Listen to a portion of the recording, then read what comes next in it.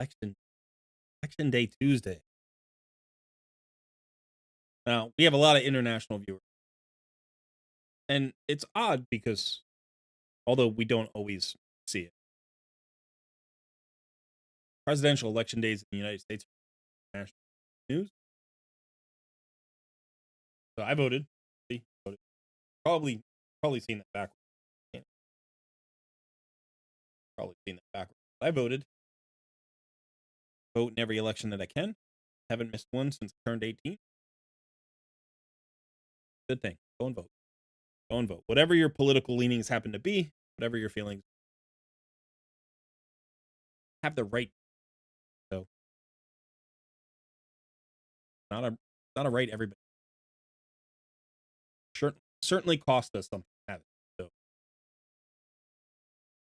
So, that being said, my wife and I went down to our local middle school where the polling location is for our district. Took our son. We had a little outing. Beautiful, beautiful autumnal day here in New England. And it's actually kind of unseasonably warm right now. You've got like the temperature's like 10 or 15 degrees hotter than it should be for November. We had an 80-degree day like 2 days ago. So it's a little bit crazy. Nice to get out in the sunshine, have a little family time, bring it down at the polling. Everybody's happy. Voted in the presidential election. You only get so many of these in your.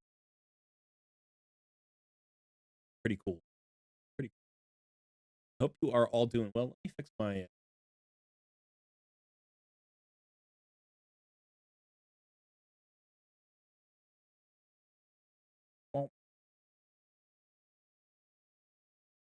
Alex is here. Angelica, hello. Ian. Election day is going well. The kids are loving it. I'm seeing all the kids playing in the yards today because they're out of school. Verso, hey, buddy. Good hanging out with you last night. Hadn't seen you in a while. Kirk, good to see you. You're voting for Son for president? I would vote for Son for president as long as I get to be chief of staff. Artak, good to see you, buddy. Mario, hey ho, G, hey, Fred, hey, hey ho. Is it hey ho or is it hey ho? How do you? Yeah, I could vote. All right, so what's going on? Well, we've still got the holiday theme, the Halloween theme going on here, even though we're 5 days into November. There's some stuff going on. I got to be honest. I'm always honest. Try to always. I've got to be. I don't know. Direct here. I have not been really focused on Raid for the past few weeks because of our family stuff. And that just happens. Sometimes that happens. And I skipped this fusion, and I skipped the last. That's the first time I've skipped back-to-back fusion in like years, maybe. So maybe not quite 2 years, at least since the summer of 2020.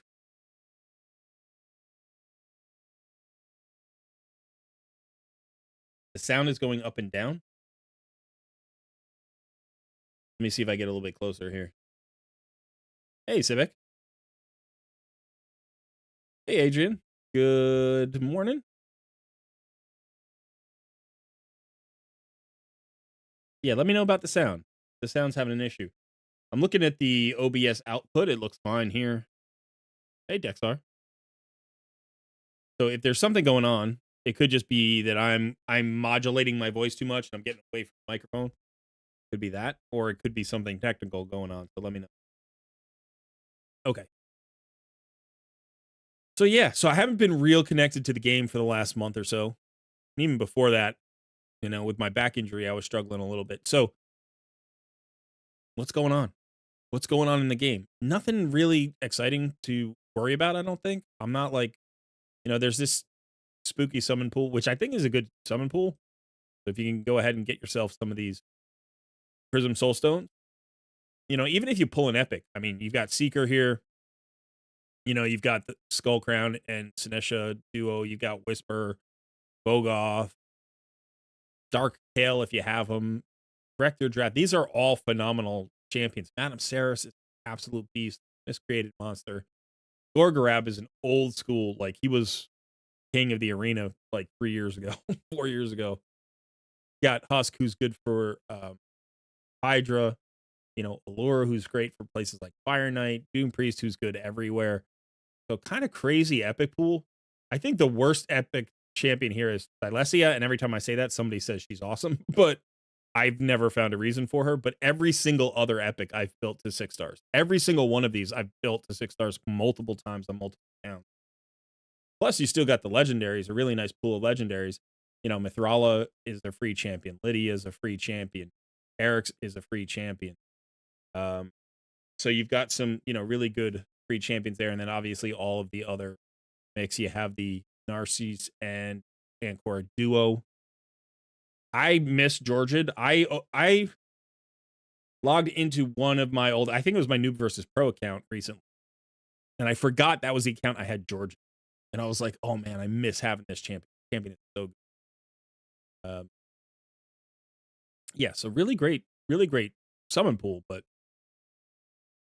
you know, you're gonna get 1 or 2 of these Prism Soulstones. And that's fine. I don't know where the Soulstones are coming from. Looks like here, Sand Devil Turn Attack. I need to get into Sand Devil. I do need to do some Sand Devil. Since I'm not doing the fusion, maybe I'll jump in there. In fact, let's just jump in there. Grab some.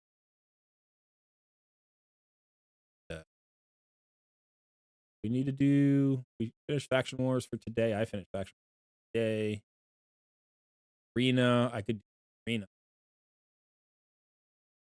Arena has gotten harder lately. Like, classic Arena has gotten harder lately.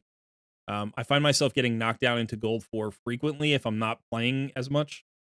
And that didn't used to happen quite as quickly. But now I get knocked down into Gold 4. Like, if I don't play for like 10 or 12 hours, I'm probably...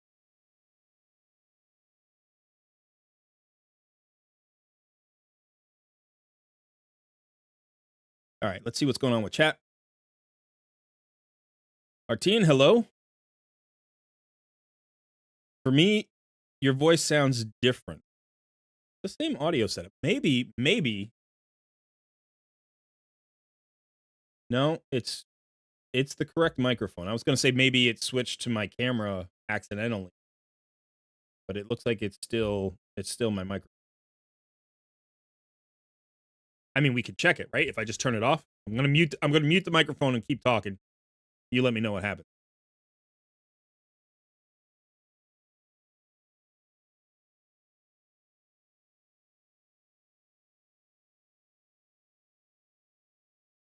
So, was I muted there while I was talking?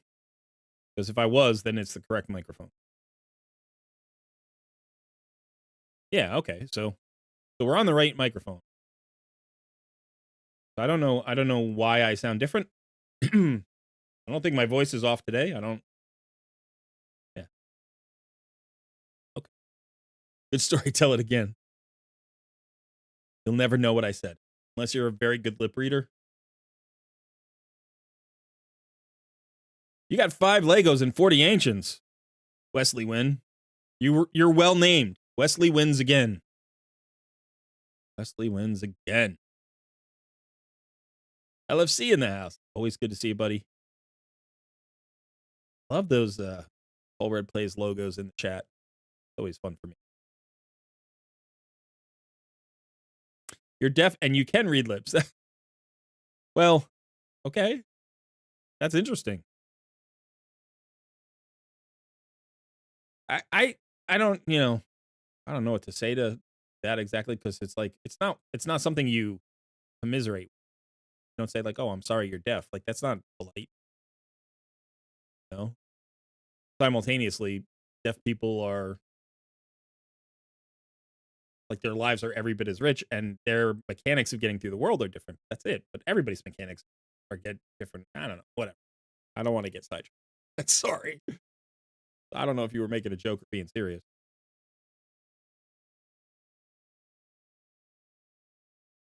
John Hodgson, Luke Taffy, Taff, Captain Volcano.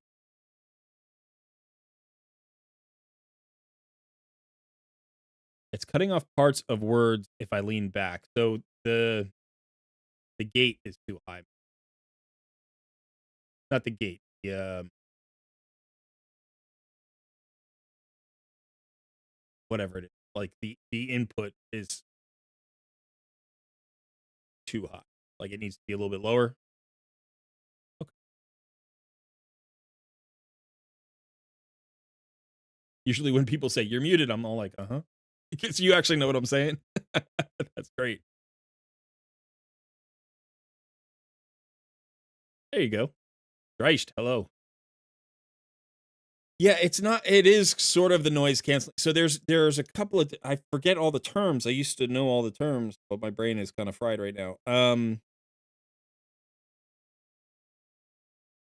I think it is the noise gate. So like in order to not get background noise, in order to not get keyboard noise as much, you set it up so the microphone only picks up sounds that exceed a certain threshold.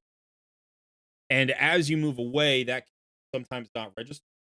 And so like it might get quieter and quieter, but then literally it'll just cut off the low parts of your voice where you're not projecting.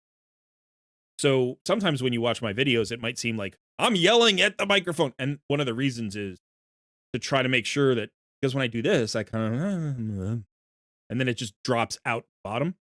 And you can adjust that, but the problem is the lower you set it, the more ambient noise comes in. And then on the top of it, there's also like a limit to the top. So you can compress sort of the noise. So when you go up above a certain volume, my microphone doesn't actually get any louder.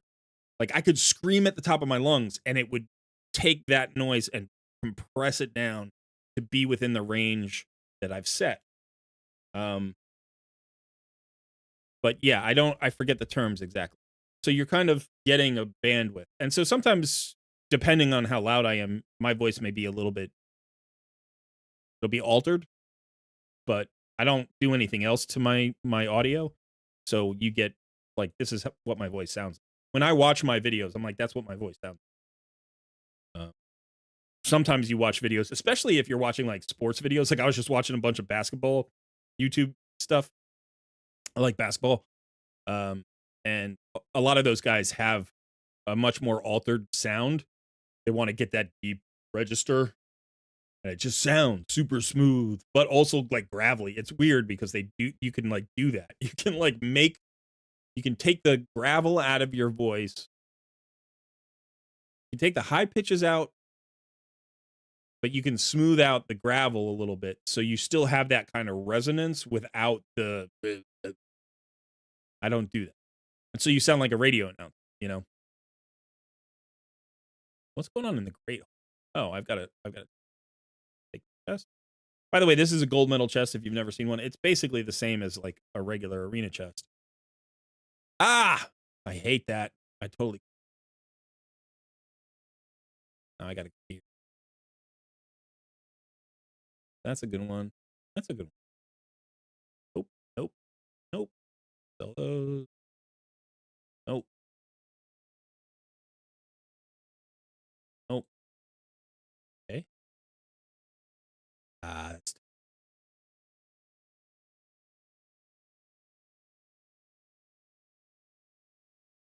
pretty right. Questionable. Can't see the stats. Plus, I'm in the wrong spot.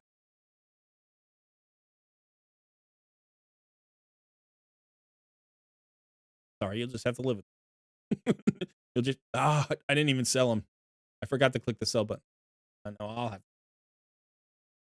No, I can't.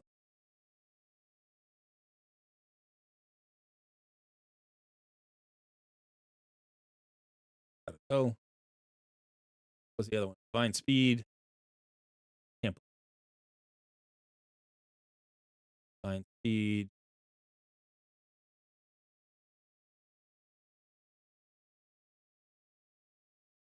There's a chess piece. Flat attack. And there, I think there's a weapon. On that's so. There was some divine offense, all that. 3 of those. There was divine.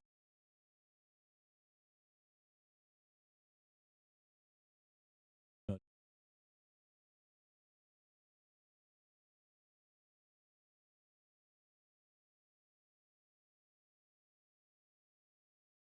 Okay, whatever. Yobi, good to see you. Patent teacher. What takeover are we doing today? That's a good question. I don't know. Your voice never sounds like it does to me when you hear it back. That used to be a thing, like when you had like the tape recorders when you were a kid, and you would record yourself in the tape recorder, and then it wouldn't sound like you. But the fidelity of this microphone is pretty high. It's not like a really expensive microphone. It's called what's it called? The Elgato Wave, I think. And then the software that I record on is decent. And so it does sound to me like my voice when I play it back, which was, it's weird because now that you mention that, that was sort of an unusual experience to hear your voice back, to hear my voice back accurately, like so that it sounded like.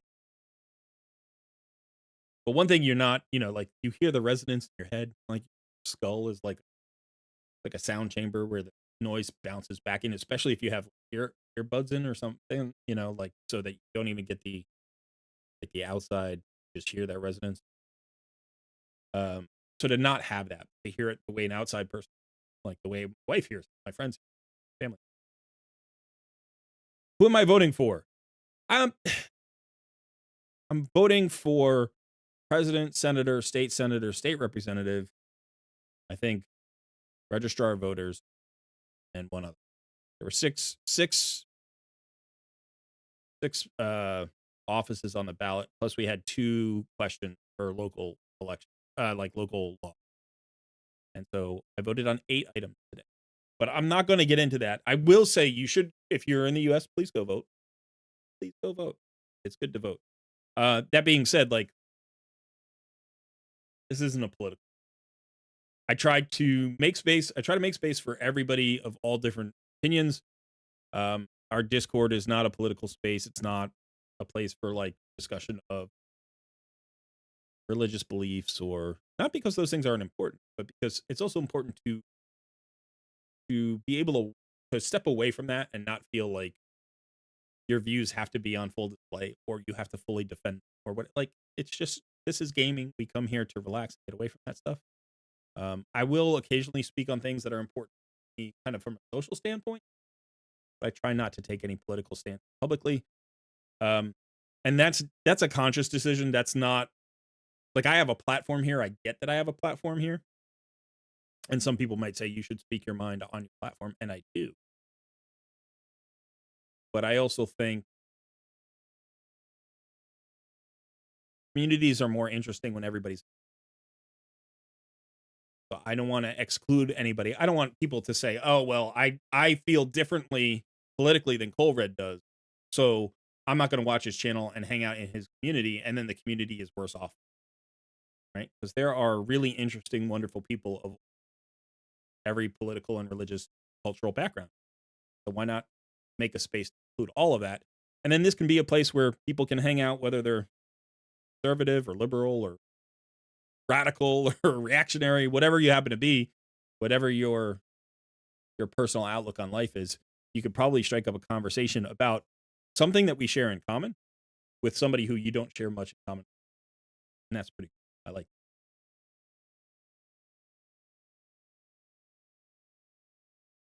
Make a wheel to decide what type of free takeover you do today. I'm still clipping, huh? Oh man. Okay, give me just a second. Let me see if I can change.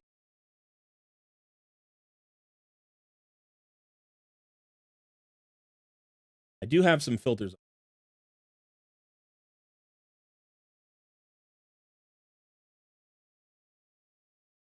All right, I'm going to change. And hopefully that will fix the problem. But you might get a little bit more noise. So let me know if you're hearing a little bit more background noise. But that should fix the problem. Hopefully that did it. So something that happens sometimes is if a driver gets updated or if Windows gets updated or OBS gets updated, it kind of alters the way things function a little bit. So it's odd. It's odd. It could be like a physical wire issue. So let me know if you're still happening. Football makes people very divided. That's true. You're voting for the ham sandwich you're about to destroy, Troy. That's a good. I just had a ham sandwich myself. So.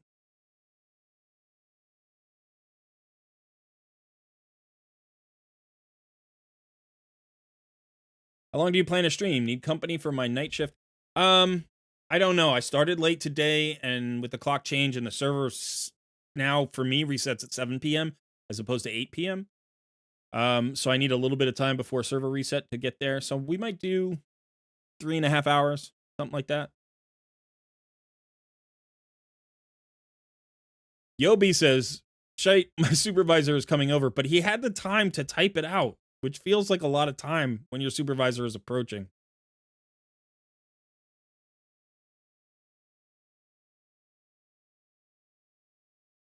I sound much better and I don't. Okay. Hey, Pi. I'm doing all right, man. Doing all right. Good. Good. Yeah, it's just the noise gate was maybe a setting changed and it kind of changed it. Sometimes, like for instance, if I change, I don't know. If I change my system audio a little bit for like videos I'm watching or something, then it comes back to haunt me on this kind of stuff. Okay. All right, good. That fixes it. So yeah, let's talk about takeovers. So for today, all the takeovers are on the table. Any kind of takeover that you are interested in, but remember, and this is just permanent policy for now, at least from now on.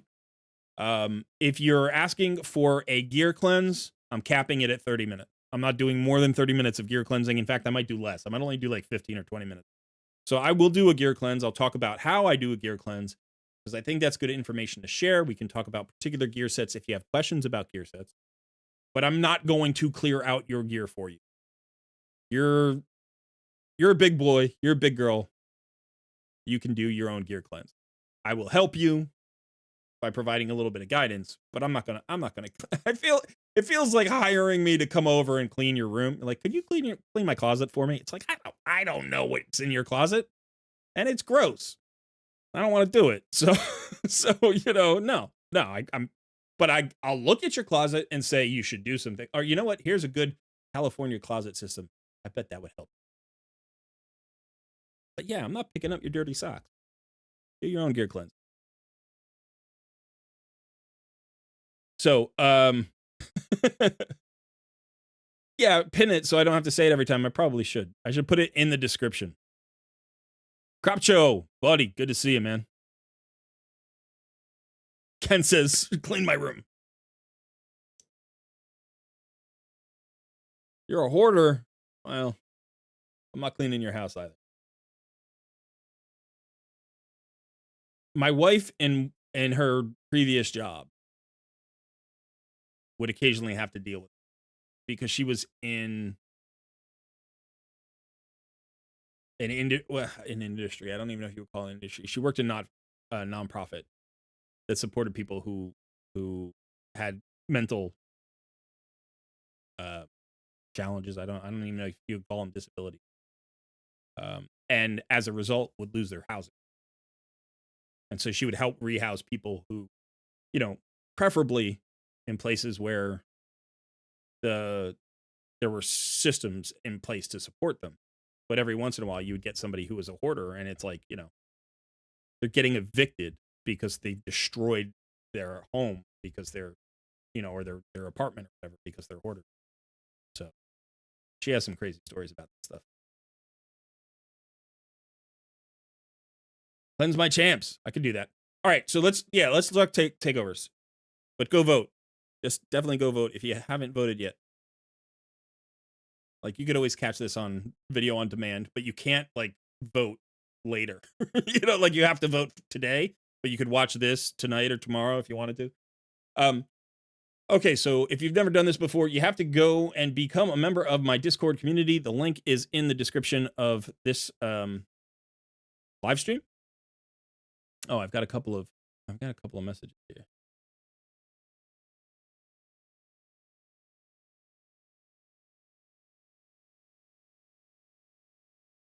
All right.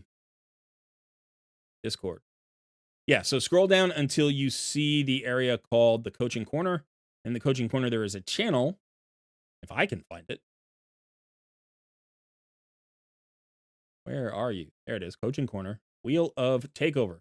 Now, what I'm going to do right now is if you've already reacted, I'm sorry, but I am removing all the reactions to the message. There's a message from me that says, react to this message for your chance to win a free takeover. Go ahead and react to that. You can react to it once. You can react to it 100 times if you like, but you will only be entered once. It will put you on the wheel, and then I'll spin the wheel, and the wheel will choose the winner. You can only win once every 90 days, so if you won in the last 90 days, please don't enter. It just muddies the waters. In preparation for your epic win, have your email address and your password for your login information ready. I will DM me back the login information. I'll start the login process. And then I'm going to give you a special role so you can join me in the voice channel that I'll be hanging out in. I am now there. And you can come and hang out with me. You will not be able to talk. Your microphone will be muted, but you'll hear me in real time because there is about a 10 or 15 second delay. Sometimes it's a little bit less, sometimes 8-second delay on the live stream. So this way it'll just go faster. You'll be able to hear me in real time and respond through DMs. And like I said, just tell me what kind of takeover you're interested in, and we'll try to do it. Takeovers typically last about 90 minutes to 2 hours. I'm going to try to do 2 90-minute takeovers today. I'm going to try to do that would be my goal. I think that's it. All right, so let's give it about a minute. Give it about a minute. I'm a gear hoarder, yes. Ken says, my house is spotless, but then again, I am married and have kids and grandkids. So yeah, I have a 6-month-old baby boy, and our house is a disaster zone right now. I've been injured. My wife's been sick. We've got a baby. We got a dog. It's chaos here. Before that, we were relatively clean, I would say. Not as clean as either one of us was when we lived apart. Like when my wife and I were dating, but we didn't live together, her apartment was clean and my apartment clean, or my house was. But when we combined 2, apartments or houses worth of furniture and all that stuff, like when she moved all her stuff into my home, because I already owned my home, she moved in here. It was like, we don't have enough space for everything.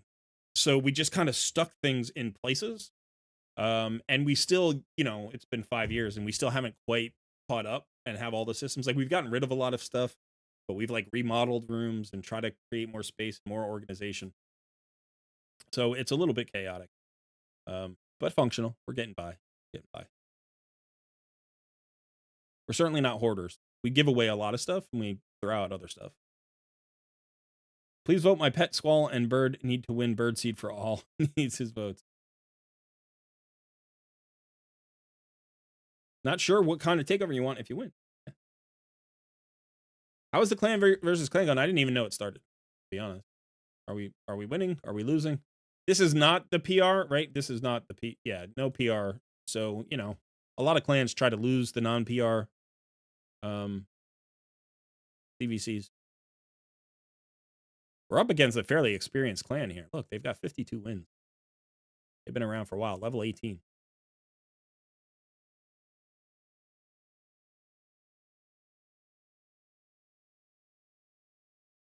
A little human is worth it. He's absolutely fantastic.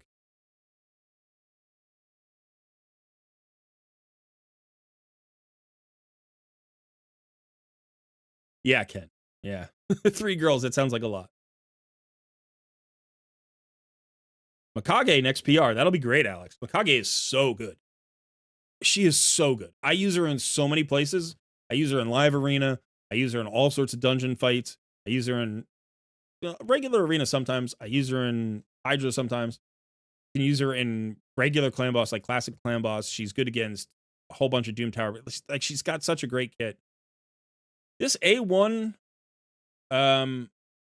you get a Shadowkin faction ally attack, which is really cool. But then in her other form, her A1 is asleep.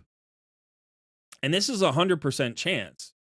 It places a sleep debuff for 1 turn. So it's really, this is a nice ability in Arena, because I like her A2 form a lot, because this is a full buff strip plus a weaken, plus an increased accuracy. This is an AoE stun plus a turn meter decrease, and then this is a sleep on the A1. So I really like her second form. But in her first form, you have this mini cleanse, right? And then you have the ally attack. She's really versatile in Arena. Really good champion. And if you're trying to use her in like PvE, she's great there too. Like Fire Knight hard mode, all sorts of places. Did I like the recent collab HH did? I didn't see a recent collab. I haven't been following YouTube the last like week and a half, 2 weeks. So did HH do a collab? Let me go see.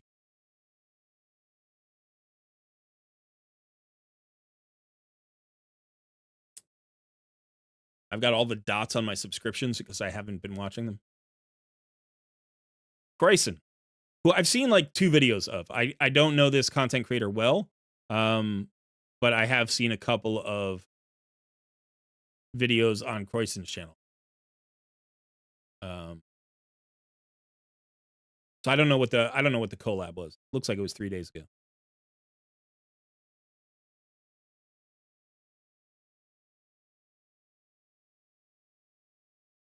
All right, so the Godforge podcast comes out in a couple of days. Alex, member for 11 months. Dude, coming up on a year already. That's crazy. That is crazy to me. That's awesome. The podcast I think comes out on Thursday. So I thought we recorded it on Friday. I thought it was coming out on like Saturday or Sunday, but apparently it's not coming out until this Thursday. I enjoyed it. It was a little bit weird. I have to say it was a weird experience for me. Not a bad experience, but just I was a little bit thrown off by the format. I think I didn't get comfortable for like the first 10 minutes, and then eventually it got comfortable and it kind of rolled. So it might be a slow start. I don't know. They edit the podcast, so maybe they're going to cut out a bunch of the stuff that was kind of boring or that I wasn't on, and I don't know. But like my intro felt really weird, and then there's 4 of us, so it's the kind of thing where it's like one person will talk for 3 or 4 minutes, and everybody else is just silently sitting there. And then you're waiting for your turn to talk, but then somebody else starts to talk because they have a response to what the first guy said, and now you're waiting for another 3 or 4 minutes.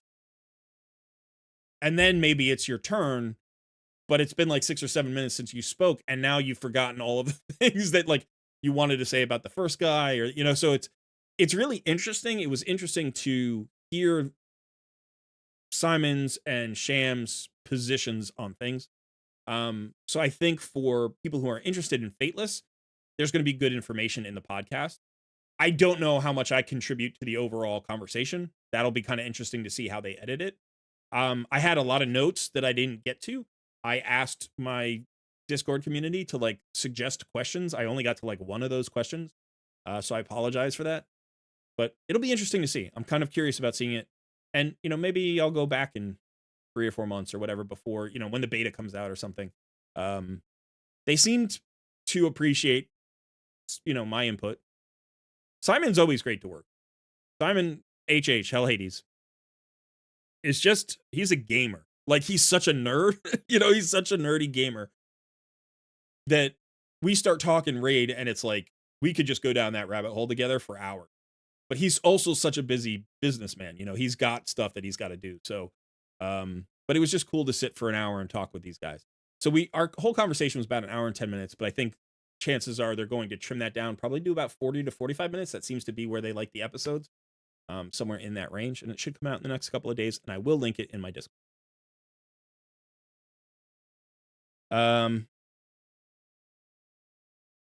Ken Cardiel, yes. Yes. Yes, he's such a great champ.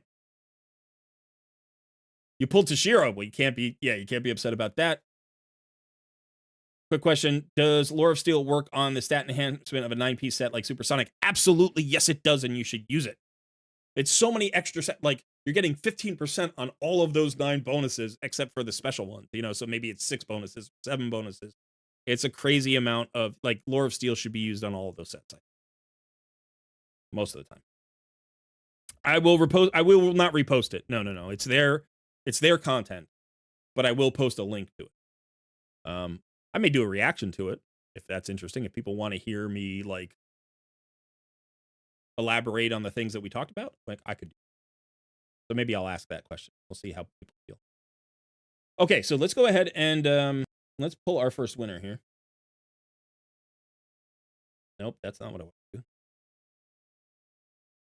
I do this every week, and you think I would get better at it.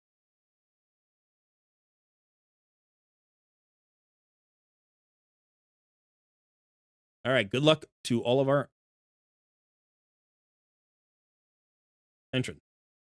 Cold Red reacts to Cold Red. People do call me Cold Red from time to time. People also call me Colored from time to time, which is weird because it's when I made the name, I never realized that that could be like a typo that people would see. They would think the name was Colored, which is in the US is extremely offensive, you know, and it's like problematic. But it's coal like the coals in the fire, and then the word red, coal red. And it wasn't meant to be coal red. It was actually just it's such a I've told this story before, but if you've never heard this story before about my name, I was playing Lord of the Rings online. And I had a number of names I had used in other games like World of Warcraft and other places. But Lord of the Rings Online was an MMO where each name had to be unique, and I was rolling up alt characters. It was still relatively early. I hadn't decided who my main was going to be. And they have in Lord of the Rings, because it's Lord of the Rings, there's like nations that have naming conventions. So you can be like, you know, a rider of Rohan, or you can be a man of Gondor, or you can be, you know, an elf of Mirkwood or whatever. And they give you a little guide that says when you make a name for somebody from this region, this is like the prefixes or the suffixes on the name, or this is like the sound of the name or the style of the name, so that you can build like sort of a name that doesn't break your immersion, that adds to the immersion in game. Now, a lot of people don't, but I wanted to. So I was trying to do a name kind of along the name of like Colin, like the simple name, Collan, Colin. And there was no way to there was no form of that name that was getting in. And the naming conventions were saying, well, you're choosing, you know, a man from Enedwaith or whatever. And so like one of the suffixes was red, R-E-D. So like Athelred and Eored, whatever. And so I was just like, all right, Cole Red. And after 50 tries, you know, you're down the list of like, you know, what's acceptable. Like, you know, I want a really, really cool name. And then eventually you were like, I'll just take any name that has these letters. And that's what I did. And so I put in Colred and it clicked and it went in. And I was like, okay, fine. I'm just playing this character. It's an all, I don't even care about the name. I didn't even care about the name. That character became my main character. And then I got into a guild and I met like 100 people that all knew me as that character. And so when I went and started playing other games with some of these people, it was like for the sake of just knowing who I was, I didn't change my name. I just kept my name in other games. And so what happened is that became me. And the weird thing is, like 5 or 6 years later, everybody started using their real world names in games. You know, like there was a period of time where you would never tell anybody your real name. Like I wouldn't say what my real name was. But then people started to let that leak out, you know, and they started to say their real names. And I told people my real name and they're like, no, you're just Cole. Like I'm not calling you by your real name. I'm calling you by your in-game name regardless. So I just became that guy. I'm that guy who's known by his gamer name, even outside of gaming sometimes, which is a little bit weird for me. So the name is not Cold Red. It's not Colored. It's not any of those. It's just Cole Red. And it's fine. It's a cool name, whatever. I don't mind it because it's got a nice, easy nickname, Cole. It's not a long name, Colred. Great. It's not a name you run into a lot. It's not like I'm fighting with other gamers for that name. So it's good. I like it. It's great. And it kind of rolls off the tongue when I say Colred, please. So if you've never heard the story, that's the story. All right, so who won? Somebody won. Johanning Varsen. I'm going to DM you.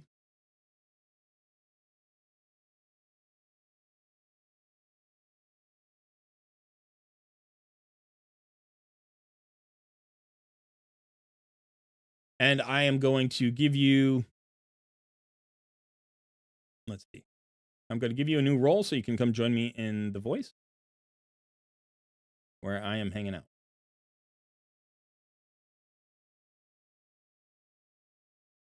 As soon as you can, go ahead and join.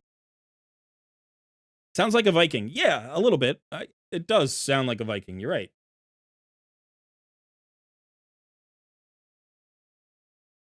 B. Jones. That's exactly. So that's how Son and I met. Son and I met playing League of Legends in season 1, which I think season 1 was like, what was it, 2010 maybe? 2009? And yeah, I mean, I don't like to use the term best friend. I don't know. I'm a 50-year-old. I'm going to be 50 years old. I feel like I have old friends. I have good friends. I have dear friends. I have close friends.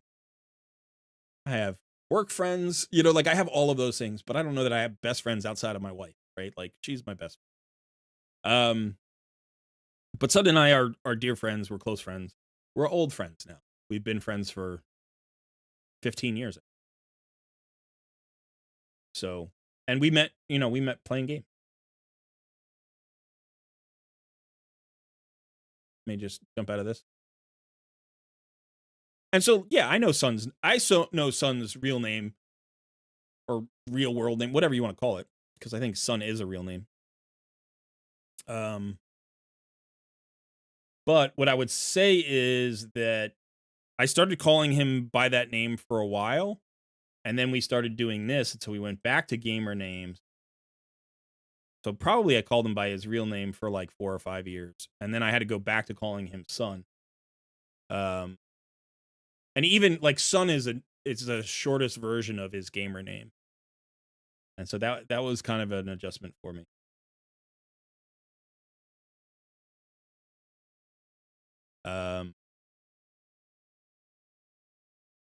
I've let it leak before. I've let his name leak before. And every time I do it, I'm like, sorry, and he's like, you did it again. It's not a big deal. I don't know Samson. I don't own him. I've never pulled him on any account. I could take a look, but you might have better luck asking in Discord because I'm sure there are players who haven't. I know he's a beast in arena sometimes. No pun intended.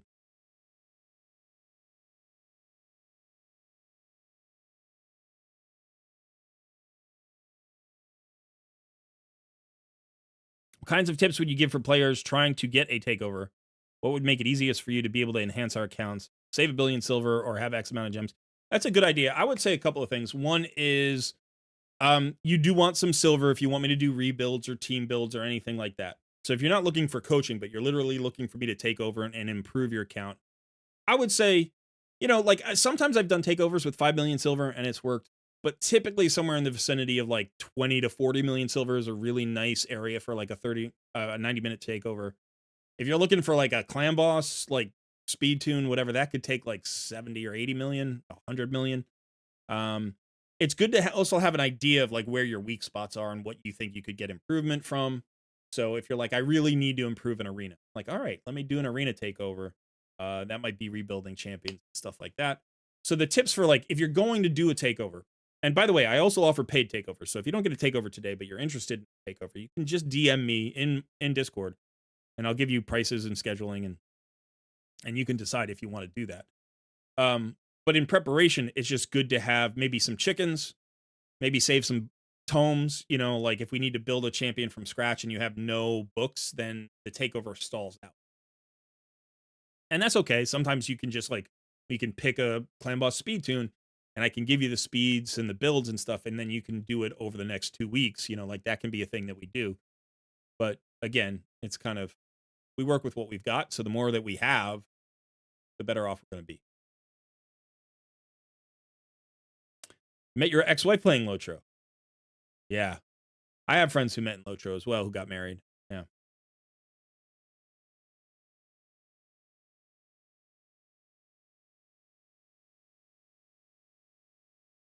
Should I move clans? The clan in with now sent me an invite, and now I'm their clan leader, but feel stuck with them. Colred videos were essential in my progression. So I'm way ahead of everybody in my clan, but I'm the leader now, so I feel bad about leaving. What do you guys think? I would say sacrificing your own in-game satisfaction and growth for a clan is a big sacrifice.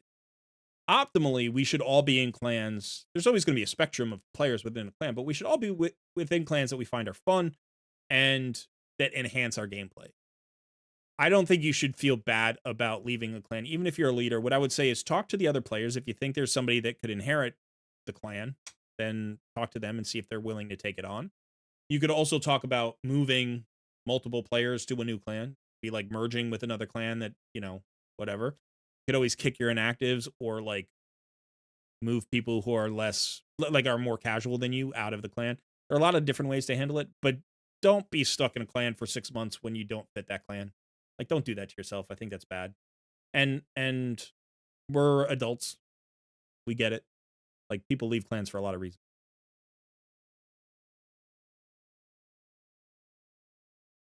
Oh, I got the code.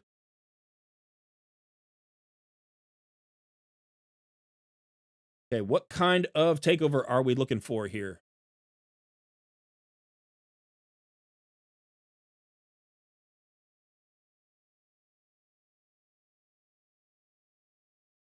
Do you make a video out of paid takeovers? Would actually be a big appeal to see content made out of my account personally. Just interested. I have not done that before. I've thought about it. I've talked to some of the takeover clients, the coaching clients about it kind of vaguely. Some people seem to be pretty, yeah, I would do that. That's great. I just would have to, it's a little bit tough for me because of the way I work. I like to kind of script out and do research and stuff like that. So could be fun. Could do it sort of as a live stream style. Yeah. So if you're interested in that, we could talk about it. Pulled a new Void Lego today on one shard. Do I go buy a lottery ticket? Yeah, you go buy a $1 scratch off and see if you pull yourself 10 grand. Okay, so Johan Ingverson says, I'm actually a bit lost. So general roster advice would be nice. Okay. You're suffering from success. That does happen, Johan. Absolutely. It's not uncommon, especially if you're free to play, for your roster, or if you're a spender, really, for your roster to be the strongest thing on your account. And sometimes that can provide too many options. Have you ever gone to a restaurant that has like a massive menu and you just stare at it for 45 minutes not knowing how to order because there's too many choices? So yeah, there's that, what's it called? Like decision paralysis or something like that. But that happens.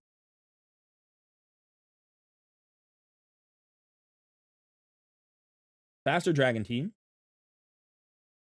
or a consistent Fire Knight 20 team.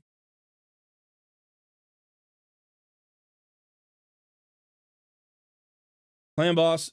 Let's take a look at your account and there's a lot there. So we'll try to see what we can do in the time that we have. So login rewards. All right, you're working on what's her name? Erish.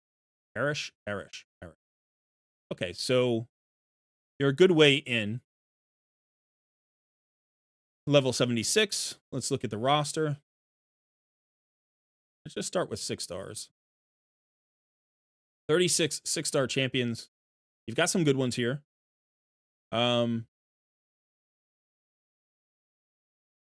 Yeah.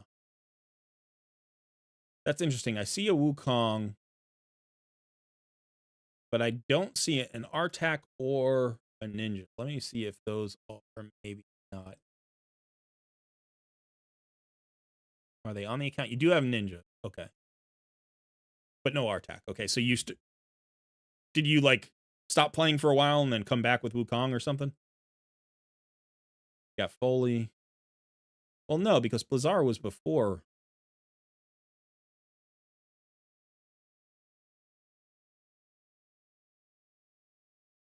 Okay. Came back with Wukong. Gotcha. Okay. I mean, you've got a 6-star blessing Terrace, right? Like this is so some good things here. Let's go ahead and just look at all of your 6-star champs, including your epics. Actually, let's just go epic, right? Love the Genbo. I love the Stag Knight, Madame Ceres, Miscreated Monster, Royal Guard, Inquisitor, Seer, Thane, Doom Priest. Yeah, awesome. Ugo. Really good epics that have been 6-starred. What about the rares? I kind of like this. So let me do this. Let me get my other camera.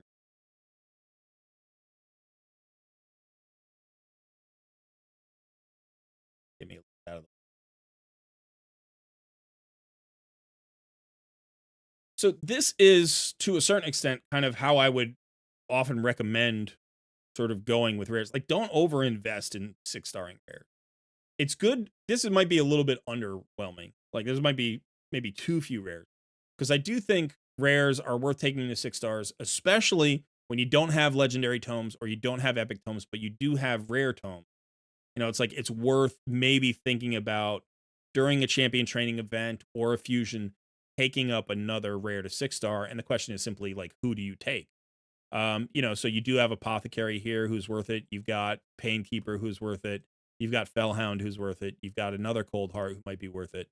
You know, so there are some rares here. You could even think about like a Diabolist. Diabolist is always a great spot. You know, 60 in some places. You've got a Renegade. So, you know, moving forward, Bellower's 5-star blessing here. You know, it's like he might be worth a 6-star. So if we go into, you know, your tavern, you have 9, you know, skill tomes here. You do have 20 epic tomes, which is great. So I'd be looking for an epic to bring up, or book out if maybe you're holding onto books for a particular champion. You know, think about a rare in the near future, and you know, just collect your legendary tomes until you have a real legendary champion that you need to bring up. So if we're talking about who to 6-star next, then you're trying to make that decision. What epic do I bring to 60? What rare do I bring to 60? You have to think about your roster as a whole. And so this, you know, this goes back to looking at like the 6-star champions that you have and what skills they bring. So for instance, you know, I'm looking at the 6-star champion. Now, our base makes a kind of an interesting, because she is a cleanser. But I was going to say, and you have a cleanser, but I don't know is there a block debuffs champion? He's a poison exploder. I don't think there's a block debuffs champion. There's another mini cleanse. Duchess has a block debuff, so you could certainly bring her up as like one of your next legendaries.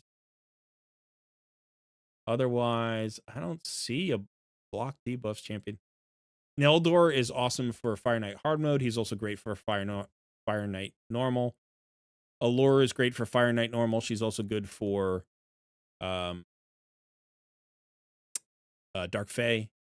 Seeker can be great for Clan Boss and a couple other places.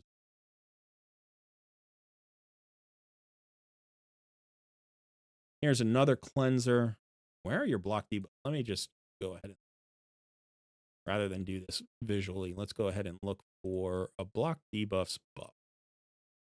Okay, so you do have Totoro. That actually reduces the value of Duchess. The weird thing is your Totoro is 6 stars, unbooked. Your Duchess is 5 stars and booked. Right? So you're in that weird place. So I would take Duchess to 6 stars since she's already booked. She's going to give you some block debuffs.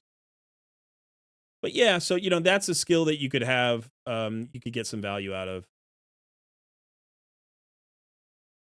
I think, you know, one of the things you can do in the space that you're at is just pick a target. Pick a thing. What do you want to do? What do you want to improve? So let's go ahead and look at your clan boss. You just pulled the Duchess on this 2-time. Okay. So let's look at the clan boss. And let's see, you did. Okay, so you've got a 3 key on this affinity. Okay. Now, is this a speed tune team or is this just a team of good champions?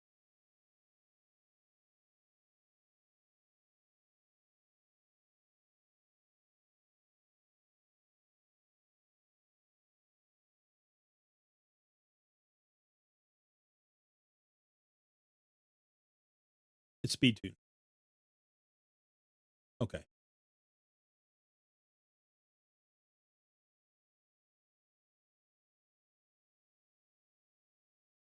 Yeah, so I would say, if I'm looking at this team, Septimus hits hard. He's a good damage dealer. But for instance, if you build Ninja and put him in this place, I think you'll get a significant increase in overall damage. The other thing is, like, if this is this a fully unkillable team because of Naya? Like, is she making this unkillable?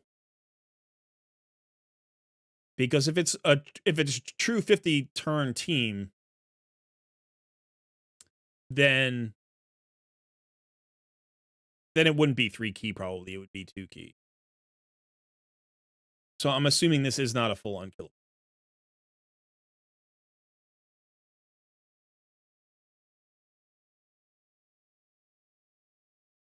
It's only 100% unkillable with Skull Crusher. Gotcha. With Naya, it goes at 45 turn. Okay, which is good still. So your damage is low for that. Now, I like Fane because she does bring you a decreased defense and weaken. And then she brings you some poisons. She brings you that decreased attack, which if you're going with Naya, gives you, more turns because of that decreased attack. She is basically bringing healing, that reset, right? The cleanse. And then she's also bringing you the ally protection and the strengthen buff, which is another reason why you can go so long. Skull Crusher, of course, has his own unkillable, right? So he gets places unkillable buff on this champion for 1 turn. So if you speed tune it, he can be the unkillable champion that takes the stun. But let's go ahead and just look at what kind of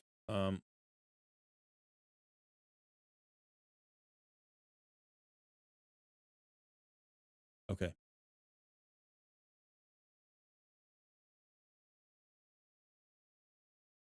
So what I would say is you have a couple of things going on here.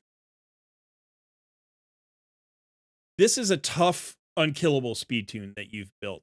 Is if you're content with the number of keys that you're taking on average, you're going from 2 to 4 keys. I know it's not great. Like, you can use this team for a while. You do not have to replace it.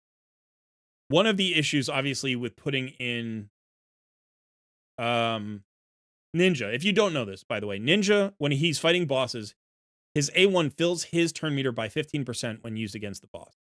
So he gets turn meter fill. You can still speed tune him, but he is tricky to speed tune. He won't speed tune in the place of like every damage dealer in every speed tune. But he brings so much to a boss fight. Now, you could absolutely make him your solo damage dealer. So for instance, if we're looking at the team that you have, right?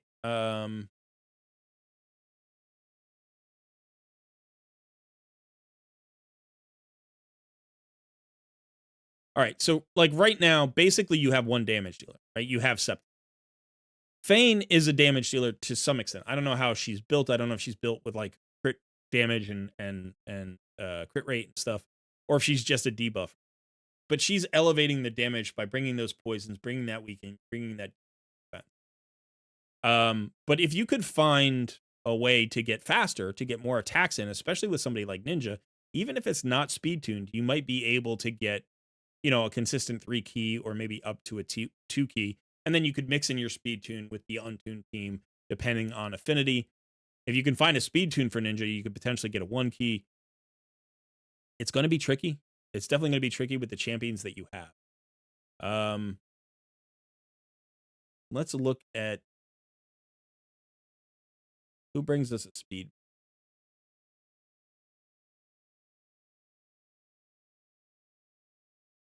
Your best speed buff champions are actually Haikatune and Apothecary. And they're both 50.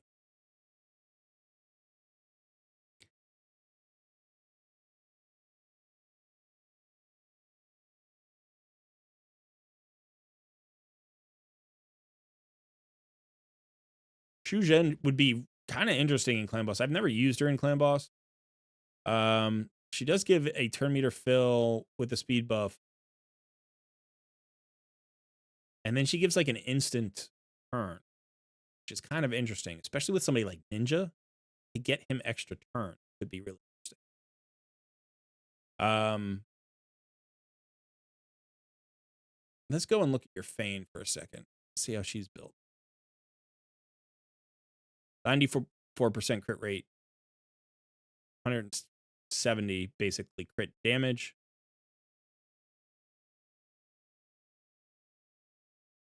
Yeah, one of the things I'm noticing is how spread out your gear sets are on some of your champions. So you're using a lot of broken sets. And that tells me you're probably using the optimizer, right? You're using the optimizer to get your gear into place. But one of the things that you can think to do is like, okay, can I replicate these stats with sets that give me other bonuses that either improve my damage, maybe a poison set that gets more poisons out there, maybe a, set that ignores defense that improves my damage. So it's like right now you have Septimus in a Bloodthirst, and it's like, that's great. I actually like Septimus in a Bloodthirst. I think that's really interesting. But the problem, of course, is if you're in an unkillable team, he doesn't need Bloodthirst. Bloodthirst gives you no advantage other than the crit rate. But you could get the crit rate out of one crit rate set. So you could swap him into a set that is like a lethal set or lethal and cruel or something like that, where he's going to get that ignore defense and that's going to boost his damage. I still think you could probably replace Septimus, but like you iterate this way. You look at the different things and you're like, well, if I'm getting a 4 key, how can I get to a 3 key? If I'm getting a 3 key, how can I get to a 2 key?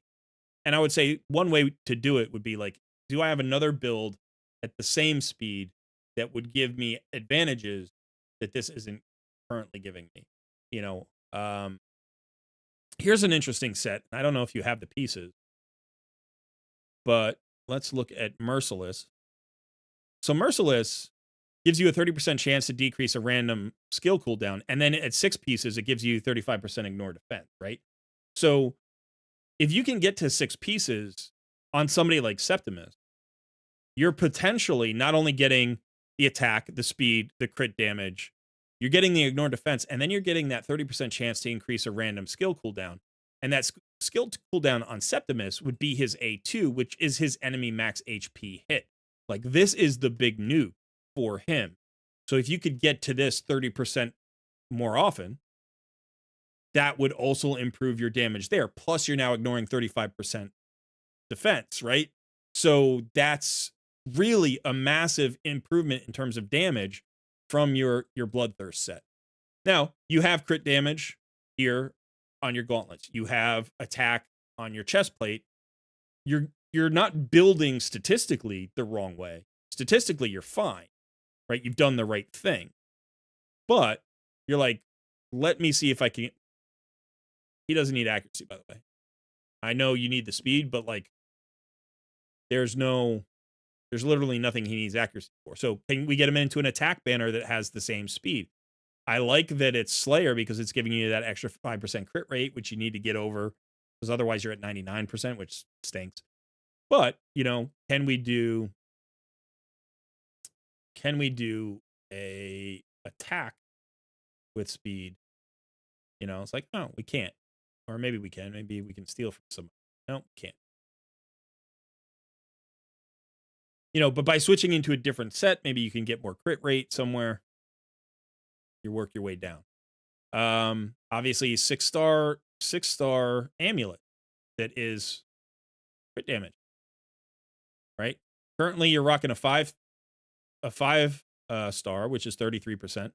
But this right here, this one is going to max out at 40%. So that's 7% additional crit damage. You could try ascending it. Maybe you get crit damage on it. That gives you another 12% or something like that. So there are ways to incrementally improve champions in a role. Even and one of the things I see happen is that players will speed tune. And you've speed tuned this champion. Players will speed tune a champion and then they won't touch the build and they'll be like, well, I need a different speed tune in order to improve my damage. Like, no, you don't. You just have to see, first of all, is there any leeway in your speed? Can he run at 179? Can he run at 188? Like, what's the range of speeds? And then you go and say, do I have a cruel boot that has crit rate? Can I steal that from somebody? Can I take one of these? Would this give me enough crit rate to still stay at 100% crit rate? And if not, okay, what do I have in terms of accessories? What do I have in terms of, other sets that would get me that?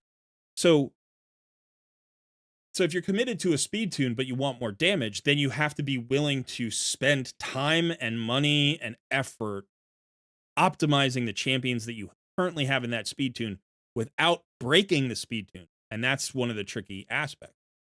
Another thing could be like, maybe I can replace a champion in the speed, right? So can we replace Septimus with a harder hitting champion? Can we replace him with a ninja? That would break the speed tune, by the way.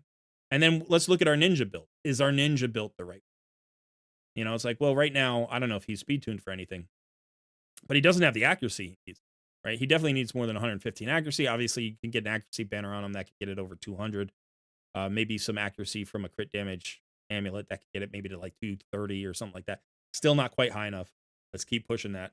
I think for Nightmare Clan Boss, you need 250. But honestly, if you're using Ninja, you want him to use him in Doom Tower and all sorts of other places. You really want 350 in terms of accuracy on him, which means like probably a mix of maybe like lethal and perception or something.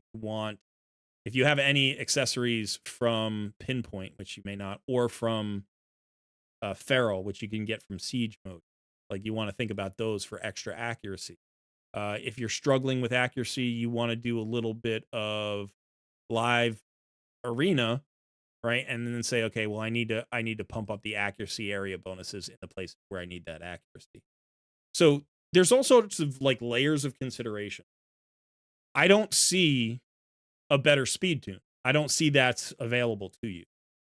So what it feels like to me is you either push an untuned team or you experiment with a bunch of other teams, or you iterate, and try to optimize the champions that you have. Now, if I were going to go away from the speed tune that you have, I would say you could certainly consider Duchess as an excellent clan boss champion. She can be a great lead for a clan boss team because she brings in several things. First of all, she's bringing in that speed aura that's going to speed you up. And if you're going untuned, faster is better. But she brings in several things. So one thing that she gives you is she gives you a block debuffs on the A2. She gives you an increased attack as well, what you want for your ninja or your Septimus or whoever. And then she gets a perfect veil on all allies except this champion. Now, this perfect veil does two things. One is it makes her the stun target. Everybody else can't be targeted, but she can be. So she gets hit with a stun. The second thing that it does is it provides 15% damage mitigation to everybody else. Right? So this is like giving you so much. And this is just one skill.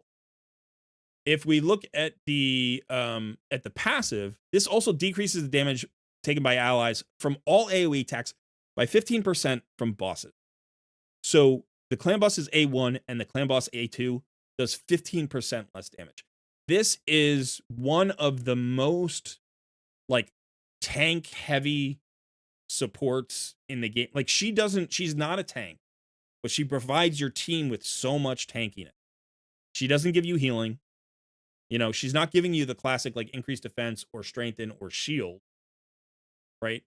But that perfect veil is as good as a lesser strengthen. Right? There are two versions of strengthen. One is 15%, one is 25%. So you can, if you add a strengthen to this, you're getting 40% damage mitigation from those two buffs. Plus you're getting 15% damage mitigation from the past. Right now, these are multiplicative. I don't think they're additive. But so what would happen is like you would reduce it by 25, reduce that damage by 15, and then reduce that damage by another 15. That's a crazy amount of damage reduction if you can mix in and, throw an increased defense in there if you can get it. So she's giving you speed, she's giving you block debuff, she's giving you increased attack, she's giving you all that damage mitigation. She's giving you that speed aura. Such a good champion for a tanky team if you're going that route. Now, if you're deciding to go glass cannon style, she's not your champion, right? Then maybe you want to run a champion that gives you more speed, gives you more damage. You've got a Fushan here who's got a really nice 24% ally speed in all battles aura. This is a pretty high all battle speed aura. He also does a decent amount of damage on his own. He does bring a decreased defense, which means potentially you can get away from the feign, bring someone who brings just a weaken. You don't need somebody to bring a drop defense and a weaken. And if you pair him up with Ninja, who's also got a decreased defense on the A1, now you're really going to have that decreased defense covered from 2 different affinities. And now it's about going fast.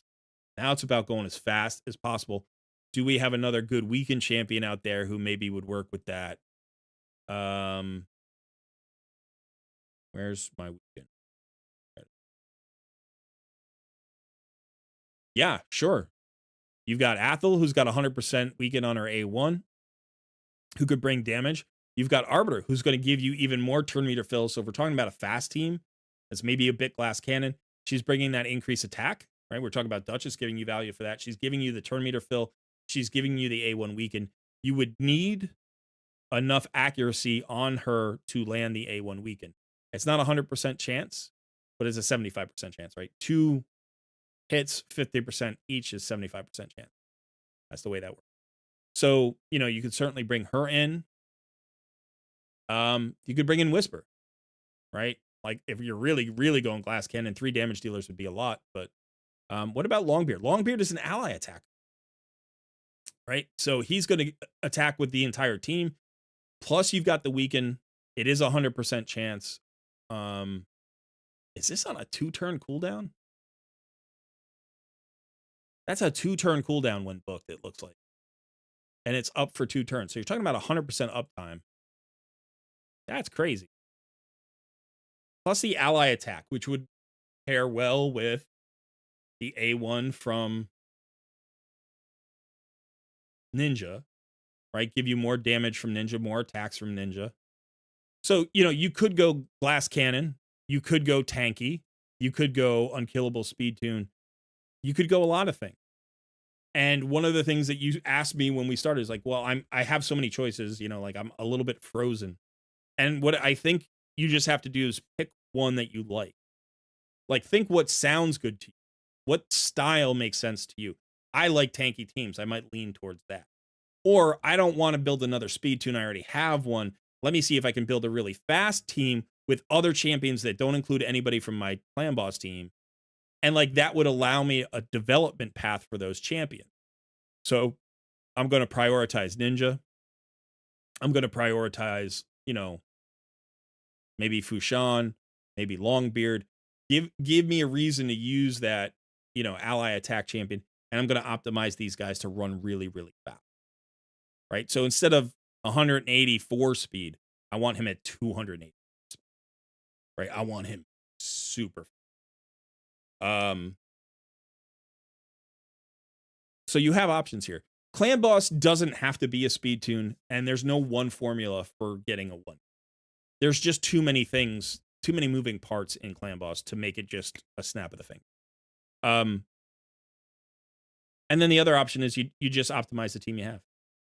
Just work on those, like let's try to get Fane in a set that gives us something. Get her in a toxic set that gets extra poisons out.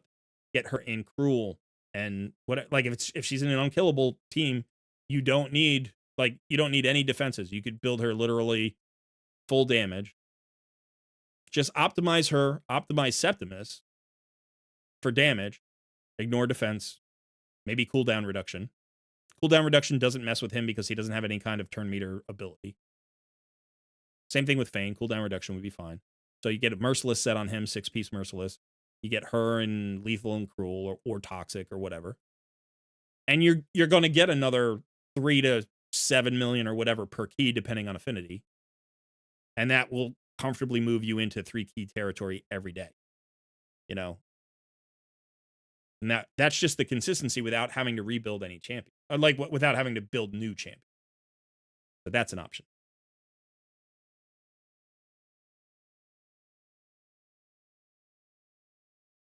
Yeah, brute forcing with speed is not a bad idea, especially if those champions are valuable in other places. So for instance, if we talk about like Arbiter, let's just talk about Arbiter for a second. Arbiter works well like she works better the faster that she is. There is a point to which she could be too fast. Like there is sort of a way if like the rest of your champions can't catch up to her speed so that they get disconnected from her. But it almost doesn't matter. It's almost kind of like I still want Arbiter faster. So it's like, all right, let's look about getting 2 speed sets onto there. I know that's 22 speed. That looks really nice. Then let's get maybe a fast, perception chess piece. This is 12 speed. Let's just look at that. Let's just see if that is even available.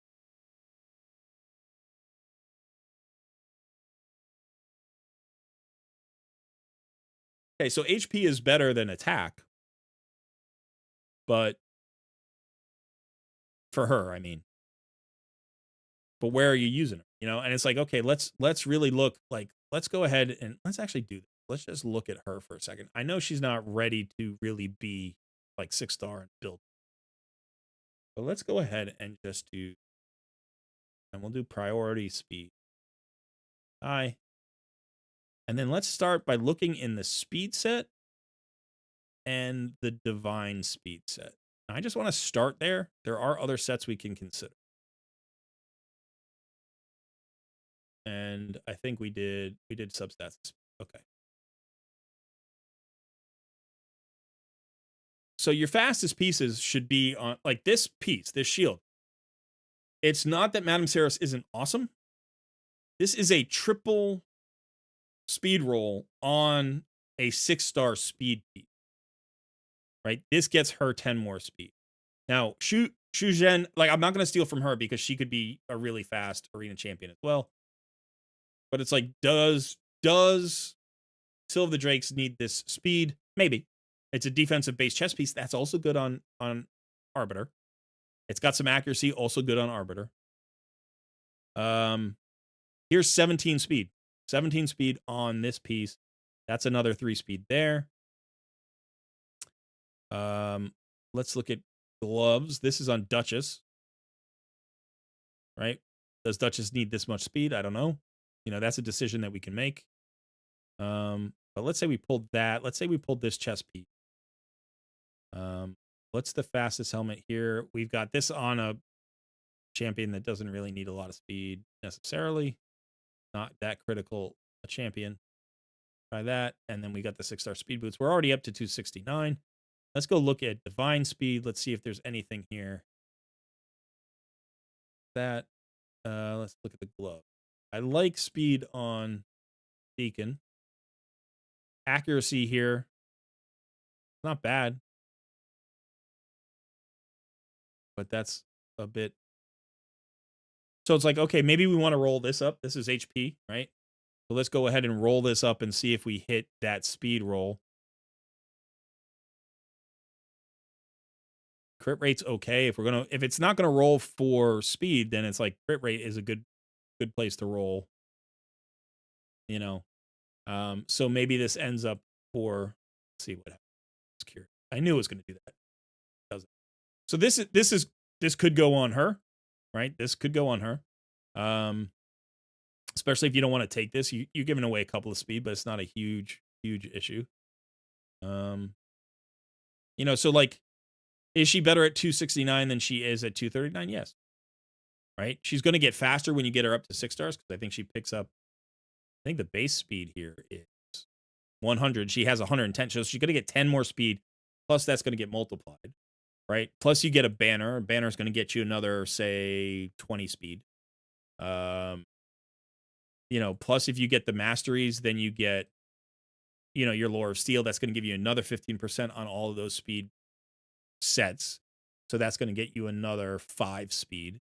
Then you can go into, again, it's like, do we have any pinpoint gear? Do we have any No, we don't have any pinpoint gear or feral gear yet, but if you get that, that could get you more speed.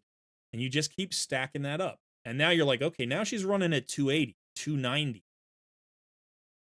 I can use her in PvP as a speed lead. You can mix her in with Shuzhen, right? Like they can both look at her. She's at 326. So you have speed on the account. There is speed out there. And you can use these two champions together as a 1-2 punch for, you know, like think of it this way. Like you can use Shuzhen for this ability or for this ability. Right? You can use Arbiter in the same way. PvE, PvP, doesn't really matter. If you don't want to bring up Arbiter, you could think about somebody like Seeker, who does really well really fast, or somebody like Haikatoon, who does really well really fast, or somebody like I think there's a Deacon Armstrong here somewhere, right? He 5 stars. Somebody was talking about probably Dark. There he is. So you know, I saw the gear piece on him. I knew that there was a Deacon. But yeah, you know, so this is a champion that could use speed. So you're like, you know, what's good? Like, what's the choice? I have all of these options. What's a good choice? Any choice that makes sense is a good choice. And not making a choice is always a bad choice. Right? Like,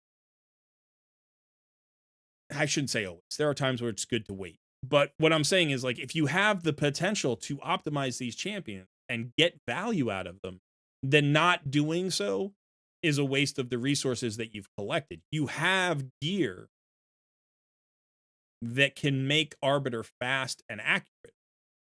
Use it. You can have gear that makes Septimus hit harder. Use it. Right? So find something that feels good. It could be anything. I want to work on Fire Knight, so I'm going to build an Eldor. Awesome. Because once you built an Eldor, if that Fire Knight teams work, that's solved. Now you can say, well, what's my next thing? Well, now I'm going to work on Dark Fae. Okay. So I'm going to build a team for Dark Fae. And that's going to mean Arbiter and Allure. All right. So you work on Arbiter or Allure. You got them done. You know, it's like by picking one thing and focusing on it and allowing yourself to be rewarded by that progress rather than be frozen by that, you know, that analysis paralysis. That's what it is. Analysis paralysis. That's going to allow you to move forward. So you have so many areas to move forward. You can just kind of pick whatever you like. So you did mention Dragon. Let's go look at Dragon. So here you're at stage 21. Maybe we want to push this. Maybe we want to push this. Let's see what we've got. This is okay. I see that you're using Shu Zhen in a lot of places. This is okay. This is an okay comp. The thing it lacks is sort of any kind of tankiness, right? Like you're going to take hits from the dragon. So let's talk about other ways to maybe empower this team a little bit better. Have a look at Beauregard. Man, you're using pings. Darn, dude. So first of all, Ninja makes this better. Ninja's so good at boss killing. So Ninja could certainly help you here. But let's talk about ways to make this better based on champions you already have. So let's go to the team setup. Now I'm just going to look here. I'm going to say, okay, so let's say Septimus is my big hitter. I've got whatever his name is. I can't remember his name right now. Flonk. What's his face? Anyway, he's my ally attacker. Ally attacks are good. I like that. We need some wave work. We've got Paris. So he's good. We do get stunned. We get a little bit of damage. Okay, so let's talk about speed. Let's talk about ways to speed this team up a little bit. Get what we need out of it. So let's go ahead and think about Deacon. Deacon is great as just a dungeon lead because he gives you increase turn meter fill. He gives you that AoE decreased defense. He gives you a leech on the boss, which gives you a little bit of additional survivability. He gives you that speed aura. Longbeard, that's his name. We do this, we do Terrace, and then we bring in a little bit of cleanse and healing, maybe. Now, we could do this a couple of ways. By the way, you could bring in Duchess. Duchess would be great for this as well. Duchess would actually arguably be better. Let's do that. Go ahead and bring in Duchess. Where did I pass her over? Yep. There she is. Bring in Duchess instead. So that speed, or not a ton of speed here on the team, but we're getting those ally attacks in. And then we've got that block debuffs. Let's get a little bit of maybe healing. You could certainly do this. This gives you a nice little backbone. I don't know about Arbeus. Arbeus could probably work here too. She might even be better. I don't know this champion super well because, you know, the mythics are not like my thing. So she's not booked. This is a cleanse.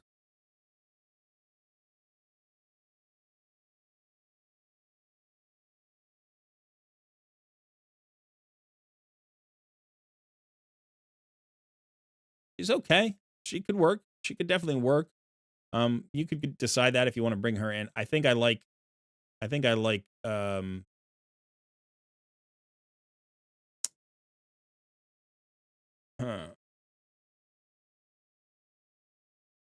We brought in Duchess. This makes the waves a little bit better, gives us a little more healing. We don't have a cleanse here, and we don't have a decrease attack. I don't think we have a attack. Paris doesn't attack, does it? He has a decreased attack on his. Okay.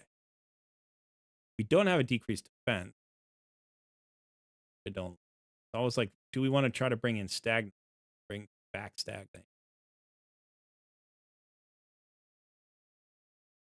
Let's look at Longbeard for a second. Weaken.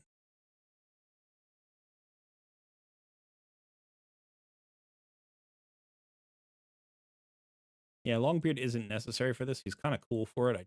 I like bringing in ally attack whenever I can, but maybe we'll pull him out. And let's see if we can get.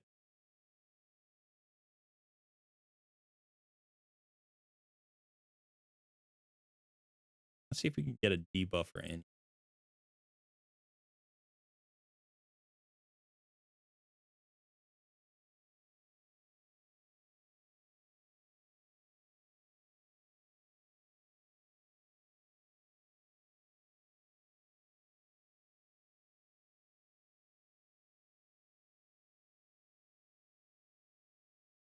All right, so if we did this, we've got the Veil, we've got the block debuffs, we've got the AoE damage mitigation, we've got the mini cleanse, the drop defense, we've got the single target damage nuke, we've got the AoE nuke, we've got the decreased defense. Oh, we don't need 2 decreased defenses, I guess. The decreased attack is really nice. We do have a decreased attack, though, don't we? We have it from Terrace on day 1, I think. But that might not get out in time. We have the increased attack. Certainly speed wouldn't be a bad thing here.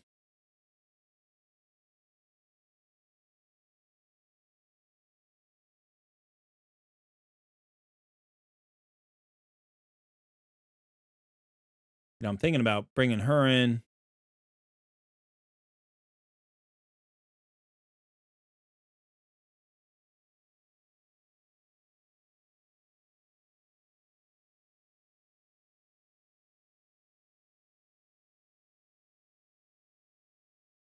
I mean, we could bring in like her. She would be great. Ursula's fantastic. AoE revive, decrease attack.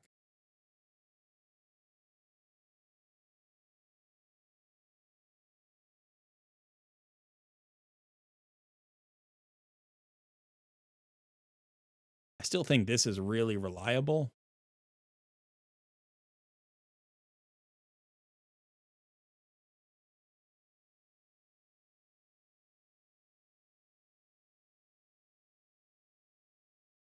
I like this team. This team would work.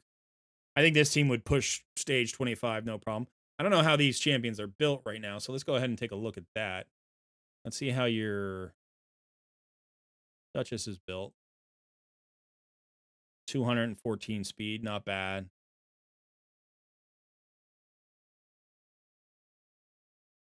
Let's look at Deacon. 200 speed.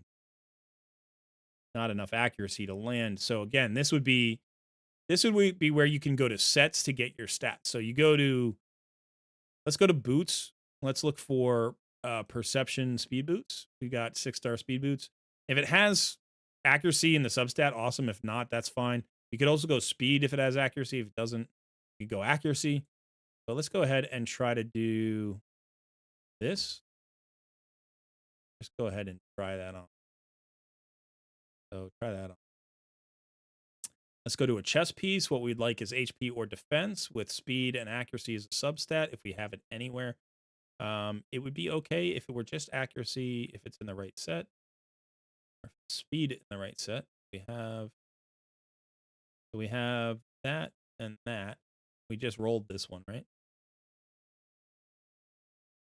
Go ahead and do this for now. Now let's go ahead and look here. And let's just see what we have. I don't on it.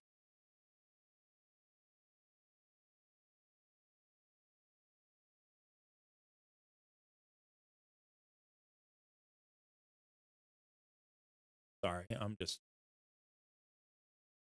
kind of thinking things. Defends with speed, that's nice, and that's a matchup.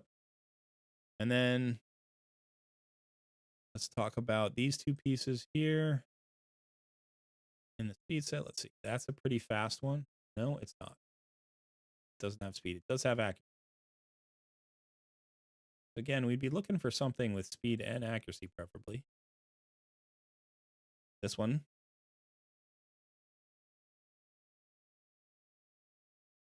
Maybe that one. I would prefer perception.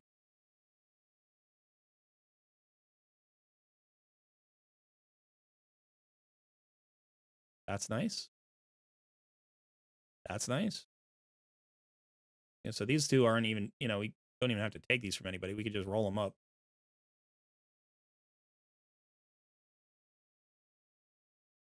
Accuracy, we'd love one in the speed now. 2 accuracy, now 1 in the speed. Don't give me attack, give me speed. That's actually okay. I would take that. And let's go ahead and go for the shield. HP is okay, but I don't want more than 1. There we go. Speed. 1 more. Speed would be good. There we go. Don't even have to roll that up. Let's take this up all the way. If it rolls accuracy, that would be beautiful. Back. Okay. Let's take a look at this piece looks like.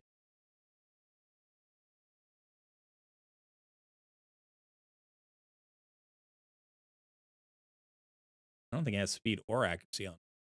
No, it does have speed, 11 speed, which is not bad. This has 17 speed with 22 accuracy, so we take that one. Let's go ahead and look at his.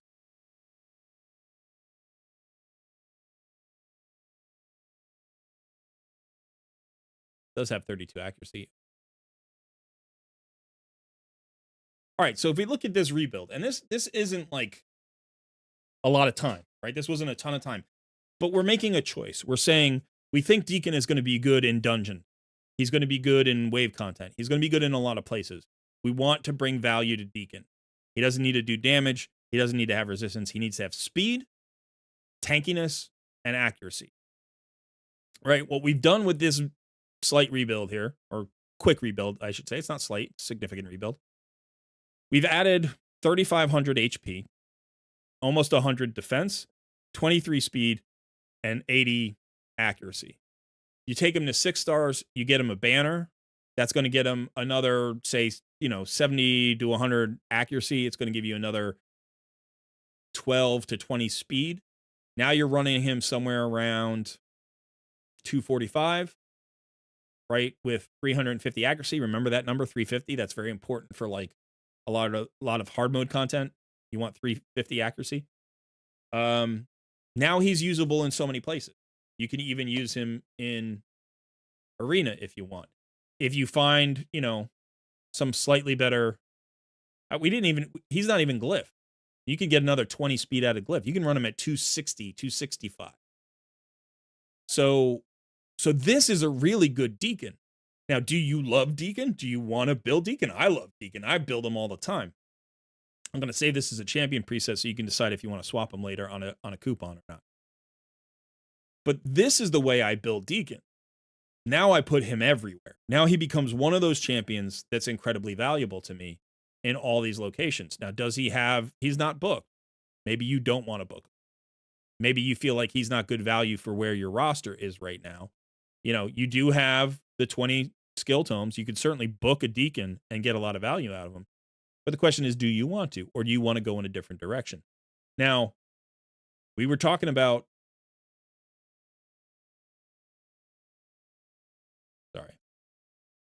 Duchess. Duchess is fully booked.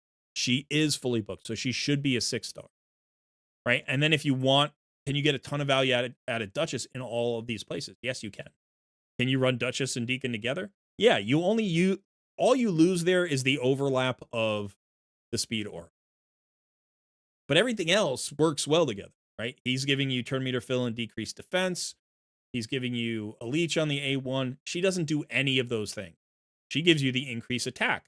So he gives you the decreased defense. She gives you the increased attack, right? He gives you some turn meter fill, right? She gives you survivability.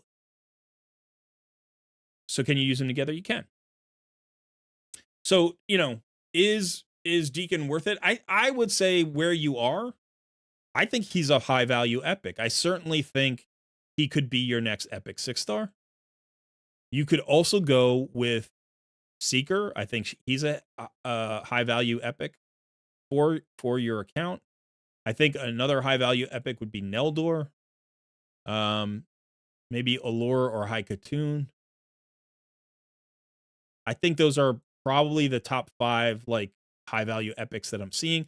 Are there other champions you could build? Sure.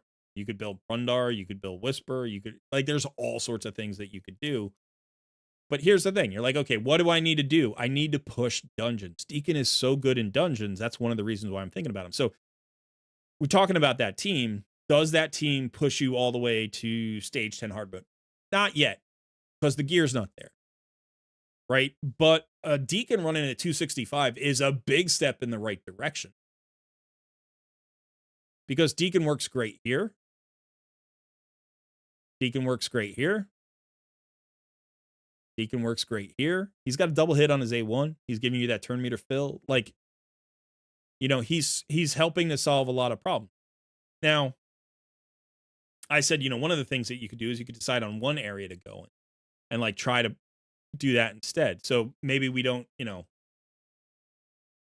is Deacon the best choice for this? Well, maybe Allure is like higher value for this particular thing. But one of the issues with Fire Knight is you need to break the shield and then you need to turn meter decrease them. You've got physics. Physics is beautiful. But right now you don't have speed. You've got Cold Heart. She's awesome. Terex is great for wave clear, but you don't have speed. Right? So how do you get speed into this team? And who do you replace? Who do you pull out? Do you go this route and you bring in where is she? Haikatoon. Right? Now you have a slow on the A1 from Stagnite. It's a double hitter. You've got Vizix and Cold Heart to break the shield and give you a slow. You get that increased turn meter fill and increased speed buff. She's also got another slow. So you've actually got 3 slows on this team. The decreased attack in case the boss gets a chance to go. But if you wanted, here, this could actually be a place where you pull out Stagnite. Stagnite's got a great kit for this. I'm not saying he doesn't, and he's fully booked, so he's definitely worth it. Like, I'm not saying you got it. But this could be a place where you bring in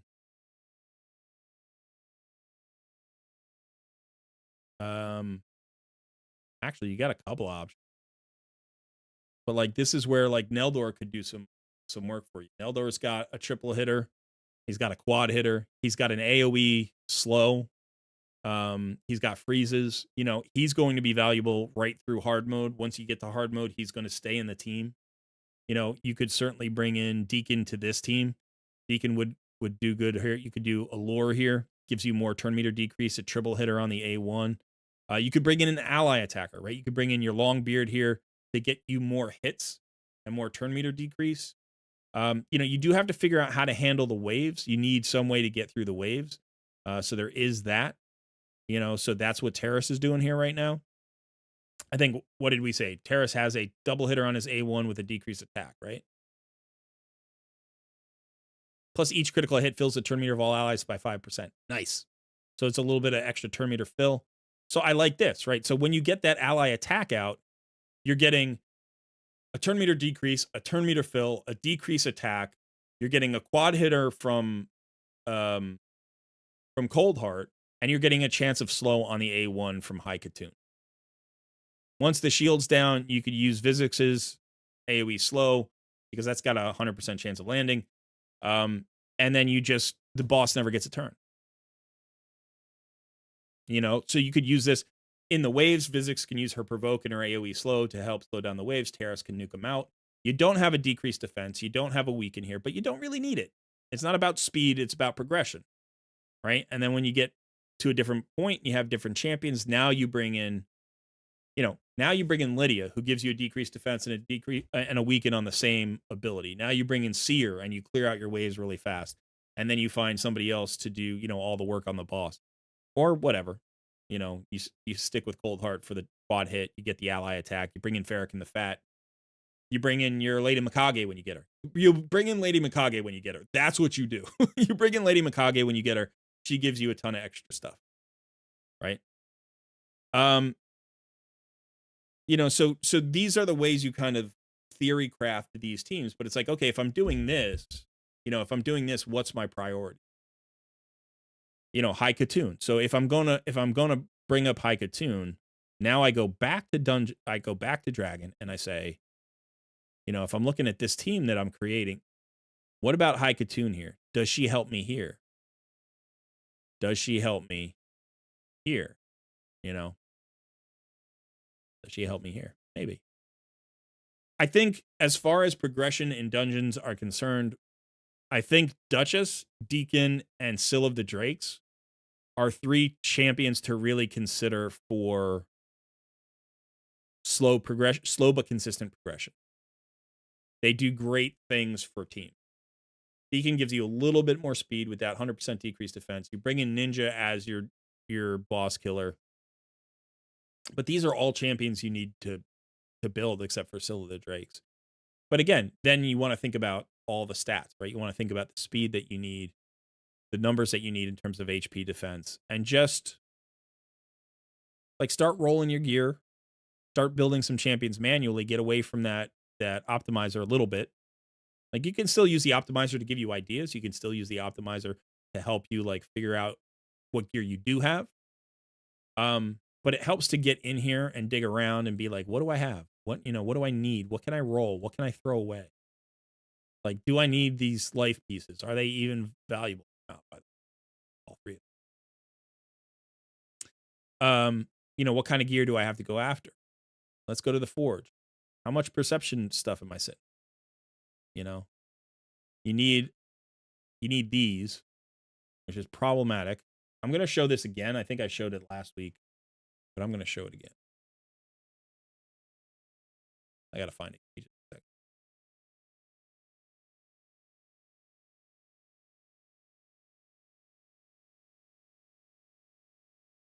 Yeah, and I know slow teams aren't great for farming, but when you're trying to push levels, the issue is the changing affinities in the normal dungeon, right? So you need a team that you don't have to like rebuild frequently that can push past all of the affinities. And then when you get to your farming stage, whether that's 20 or 24 or hard mode 6 or hard mode 10, then you worry about the affinity when you land on a farming spot, right? You don't You don't worry about farming while you're trying to progress, and you don't worry about progression when you're trying to farm. You know, those are two different teams. The team that pushes you and the team that farms for you, those are different teams. But let's take a look at the website. Here that I was. No, that's not it. Is that it?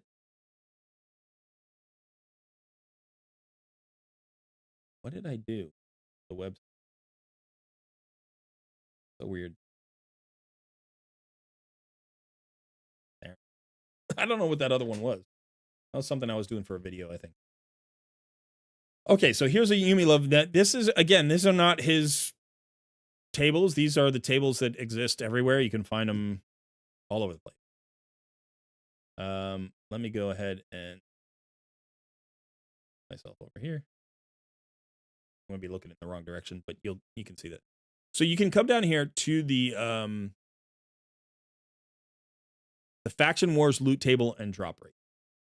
And if you look here, one of the things that you'll notice is if you look, all right, so like Soulstones and Bloodstones each have a 50% chance to drop. So these tables are duplicates. They mean exactly the same thing.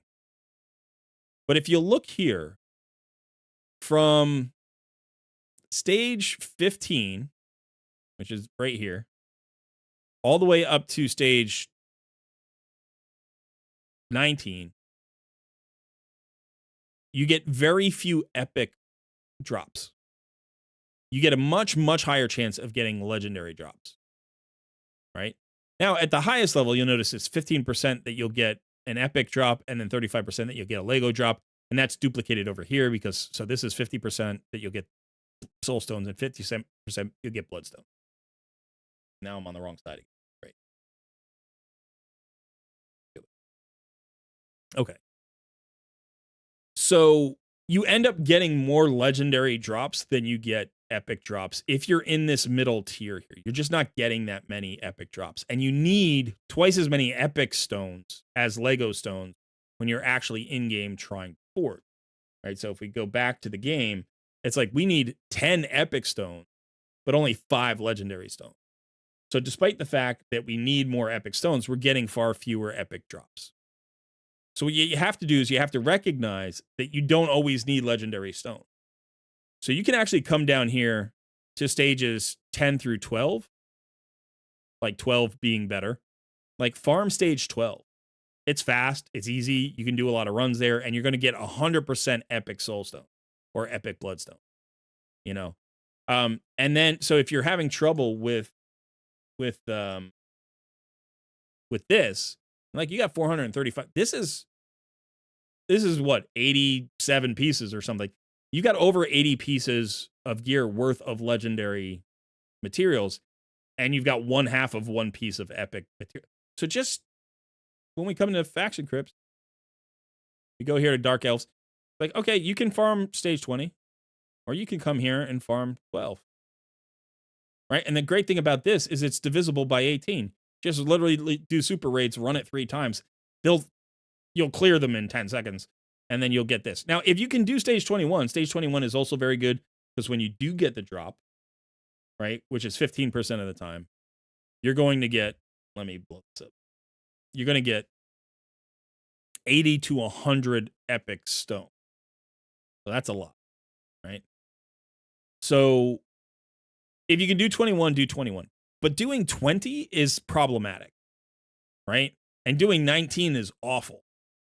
Like in the long run, you can't just do that forever. You're never going to get epic soulstones. So you just drop down here to 12 and you do 12. 12 is great. 12 is really nice. Right? 12 is a good place to farm. It's fast, easy. So you don't always have to farm the highest one. You know, it's I farm 21, or sometimes I'll farm 13, or I'll farm 12. Anytime you have to do the 2 extra keys, like, you know how if you come up here and you do these, this is 16 keys. Like, you'll do 2 sets of 8 keys. And then you're like, I've got 2 leftover keys because that's 16. I've got 18 keys. Now I'm doing 2. So I come down here and do stage 9. That's what I do. Now 9 has a chance of dropping the low ones too, but I'll do, you know, the 2 keys here on 9. That'll give me a few epic stones along the way. But so this is where, you know, your account needs as much perception gear as you can humanly find. You need perception gear for every debuffer that you have, and you will continue to pull new champions that you need perception gear for. So if we're looking at this roster and we're like, who needs perception gear? Potentially Wukong, Vizik, Drexthar, Silva Drakes. I think Rule does, right? Yeah. He places Hex, increase. Okay. So Fane, Stagnite, Madame Ceres. You know, like none of these champions are in a lot of perception gear. You don't have enough perception. You know, maybe Seer, Miscreated Monster, you know, Kale, like Colred, like all of these champions, Arbiter potentially, all of these champions could use perception gear. Allure, Icatoon, could be speed, you know, Neldor, you need accuracy. Deacon. You know, like there are so many of your champions that either give debuffs or apply on hit effect. Like, so think about Coldheart. Like Coldheart needs accuracy for her heal reduction, for her decreased accuracy and poison, for the turn meter reduction. So if you're just building her to hit as hard as possible, then you're losing that 100% turn meter reduction if you don't have enough accuracy. She has 207 accuracy. She needs 350 accuracy. That's where we want to get her. Now, maybe not. Maybe you only need to take her up to stage 25, so she needs 225 accuracy or 250 or whatever that is. You know, but if you're going to use her in Doom Tower, you might want to consider that 350 accuracy. So let's get rid of the regeneration. Let's get rid of the stalwart. Let's get rid of the righteous. Let's even get, you know, all right, you want to keep the cruel? Let's keep the cruel. But then let's get a set or two of perception on her, boost that accuracy up to 325, 350, whatever. And now she's usable in all those places. You want to use her against Amius the Lunar Archon? We're talking about more, 450, 500, you know? Now, you have opportunities. We talked about, like, you can still get some of that accuracy from affinity bonuses, from area bonuses. So it's not all on the gear. It's not all on the gear. But the idea is perception gives you what you need for these champions. It gives you speed and it gives you accuracy. So we need 3,000 pieces of perception. Like, on my account, it would be really interesting to find out how many actual pieces of perception I have on my account. My guess would be it's over 1,000. Like, I'm being hyperbolic when I say 3,000. But I'm like, if you only have, like, if we go to all of it, let's just look. This would be interesting. I'm curious about this now because I've never really done the numbers on it. But let's just go to perception gear. Okay. And then let's just filter by equip. Just look at how many pieces of perception. So each 1, 2, 3, 4, 5, 6, 7. Each row is 8, right? So 1, 2, 3, 4, 5, 6, 7, 8, 9, 10, 4, 5, 6, 7, 17, almost 18 rows. You know, so you have 140 or something pieces, 150 pieces. Like, my guess would be on my account, I have 3 or 4 times as much, at least, if not more, you know? And so, like, if we look at gear like this, like, we want to roll these things. We want to think about, you know, should the gear be gear, like this piece can go, right? This doesn't have speed, it doesn't have accuracy, and it doesn't have crit rate. So there's no worth to that piece as a rolling. You know, so again, here, this one. So we want either speed or accuracy or crit rate, or preferably 2 of the. And to me, the most important one is actually speed, because you get a fair amount of accuracy out of the set, and there's sort of a cap for your need for accuracy. You know what the numbers are. You can say, I need to hit 225. I need to hit 345. I need to hit whatever it is for that content. but there's a bottomless need for speed, right? So I feel like speed is the most important stat on perception. I feel like accuracy is second most important, and crit rate is the third most important. So anything like this that doesn't have any of the three, like I know it's a 6-star piece, but it's not even worth, like the only thing I would roll that up for maybe is like an artifact, roll to 8, sell, get the money back. But if you have a piece that's got, like this, speed and accuracy, this is beautiful. 5-star piece, let's roll this up. Hopefully we don't get too many rolls into resistance. If we get one into each, that's fine. Like that's a usable piece. Let's get a speed here. That's the most common result that I see. That's really nice. That can go on a lot of champions.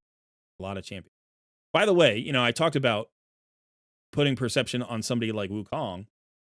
If you're using Wukong primarily as a damage dealer, then you don't really care about the buff strip, right? You don't care about this ability. But this ability is incredibly good in Hydra, and it's incredibly good in Arena. So if he's not your primary nuker, you can build him to hit very hard with 2 sets of perception and 1 of cruel. Or, maybe 6 pieces of merciless and 2 pieces of perception if you have the accessory or something. Like you can do those kinds of things with him. I have mine literally in 3 sets of perception with a 6-star crit damage gauntlet, with a 6-star attack percentage chest piece. He's got 3,500 attack, 260% crit damage, and he's a secondary nuke, but he's still sitting on 360, 380 accuracy, so he does the buff strips for most of what I need him to do, for Hydra and stuff like that. And so he plays 2 roles. And I think that's a viable place to put him. Could you make him just pure damage? Absolutely. If you have, you have your Ugo, you have other champions, you don't need him as a buff strip or whatever. All right. Or a block debuff. Okay. You got Madame Saris. Let her be that role. Fine. Again, it's neither one is a bad choice, but this right here isn't enough of either. He's at 89% crit rate, not enough crit damage to be a nuker. He's relatively slow. He's got a decent amount of accuracy. He's actually more of a buff stripper in this build, right? He does have 4,400 attack, which is a decent number attack number on him for somebody who doesn't have 100% crit rate. Like you've invested all of that attack without the crit rate you need to get to 100%. So, the first thing I would probably do is say, let's get out of these pieces that are sort of in between pieces and let's go for some set pieces that maybe do a little bit better. Do I love this piece? No, because it's not enough crit rate. So let's start there. I always start when I'm doing a damage dealer. I always start with this. Let's look here. Okay, has accuracy, no speed, no crit rate. Unfortunate. Gotta keep moving myself.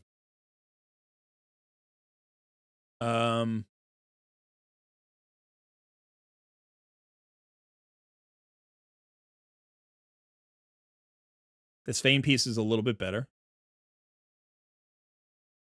This piece is a little bit better, right? Let's take that up to 16. See if it lands in speed or crit damage. It can't be crit damage. Be speed. So that one's not bad, right? We go there. Let's go ahead and find attack percentage, chest piece, crit rate. Preferably speed on it. Crit damage would be okay. It doesn't have to be perception.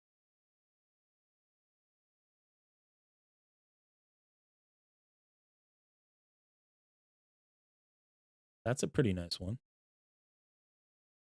Stealing from the same guy. Now we're looking for boots that are speed. The crit rate is a substat.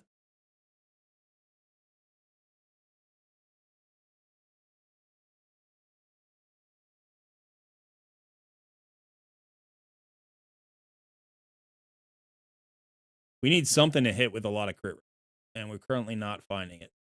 And this is where that additional perception gear could matter. You know, we're not finding the gear for Wukong right now.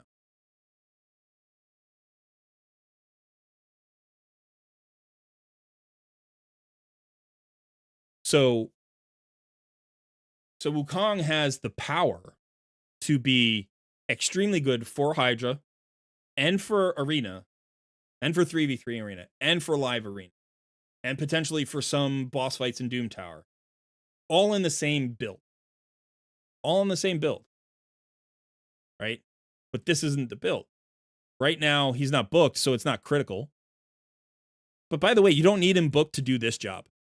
Right? The buff strip doesn't require books because there's no, like, it's 100% chance. It's 100% chance anyway. So he can still, I think he can weak hit. I think he can weak hit.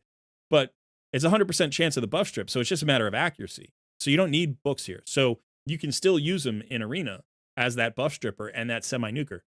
You know, he'll get more damage out of these abilities if you book him, but he's worth using unbooked. So, you know, as we're seeing, there's a ton of stuff here. But I would say the number one thing, before you do anything else, you don't need new champions, right? You need to optimize the champions that are most valuable to your account. And that may require building an epic or a legendary to 6 stars. Like you have the Duchess there with the books. You have the Deacon who you've got the books for. You could build him up, you know. But it's like if Stag Knight's critically important, this accuracy is a really nice level. But you're giving away a lot of speed here. 205 is not bad. But he's also only 2.7k defense. You know, like he should be running at 245, 250, 260. You know, where can we get the speed? Can we get the speed from sets? Can we keep the accuracy with the sets? Maybe we don't need 440. Maybe we can drop him down to that 350 level right now. Trade away 90%, you know, 90, I'm sorry, not 90%, 90 of that accuracy to get him into more speed. Finish off his masteries. He's going to hit harder. You know, if you get him, if you get him down to War Master, right? He's going to do more damage if he's in your clan boss team or whatever. Like, optimize. Look at your masteries. Look at your gear. Look at your book. Look at your area bonuses. Look at your Great Hall. All of that stuff folds. You got a nice little account going here. I understand why you maybe get frustrated from time to time and leave the game and then come back. Because you feel like, hey, I've got some good champions. Why am I not doing better after 3 years of playing or whatever? It's like, this is the reason why. If a champion brings speed to your roster, like to your team, build them for speed. If they bring debuffs, build them for speed and survivability and accuracy. But accuracy most of all. If they bring damage, build them for that damage. But remember, speed is damage. Speed is that universal multiplier. Right? If you're going 30% faster, you're going to be bringing 30% more damage. It's not exactly how, but it's, you get my idea. Like if you're attacking more frequently, you're bringing more damage, right? And don't forget about your ignore defense. Don't forget about your crit damage. Like, what's a good crit damage level to shoot for where you are in the game? I would say your hardest hitting champions should be hitting probably between like 240 and 260% crit damage. That's the goal. If your gear isn't quite getting you there, you need to focus a little bit more on the gear. I think the really, really good gear for you to focus on is going to be, there are 2 sets to focus on in the Forge. The first is Perception. We already talked about that. But I think the second one is to focus on Lethal. So you need a Dark Fae team. Dark Fae is not in this rotation. She's coming up next. I think she's coming up. So get a Dark Fae team together. Start getting some lethal gear. Certainly, Instinct is a good set. If you have Instinct, you can always farm Fire Knight for Savage set. Cruel set's always good. You know, there are damage sets. Even crit damage set is a decent mid-game damage set. So those are the sets to focus on. And then just push that crit damage higher. Push that, you know. And then Merciless. Merciless was the other one. So get into Centranos. Come here, mess around. Right? Fight these dual bosses. Those are the ones that drop the gear. Figure out teams that can get through it. Manual the fights if you have to. Think about optimizing these champions. You've got good champion, good champion, good champion, good champion. You can put this all together. You know, even at some 50s, like, can I make this work? What do I need to make this work? You know, are these champions built? Are they built in reasonable gear? You know, if you're going to rebuild for Centranos and you're going to be rebuild for something, use your coupon, your 3-hour coupon, spend 3 hours. You got a little bit of silver here. You got 16 million silver or something left. You know, 14, 15 now. Sorry. I spent a little bit. Ooh, blue shard. But yeah, do that. All right. Any questions?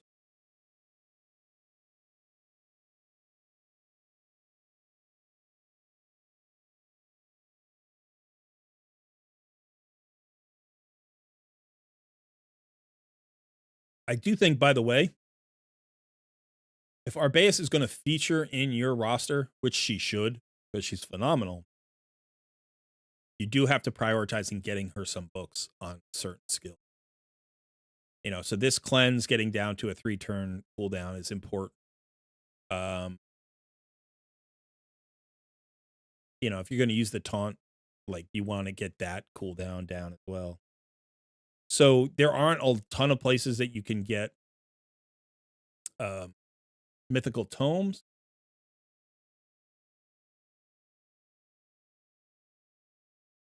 Yeah, I think champion training is one of the places I see them sometimes. You know, but so prioritize maybe investing some energy and gems in getting your Arbaeus book.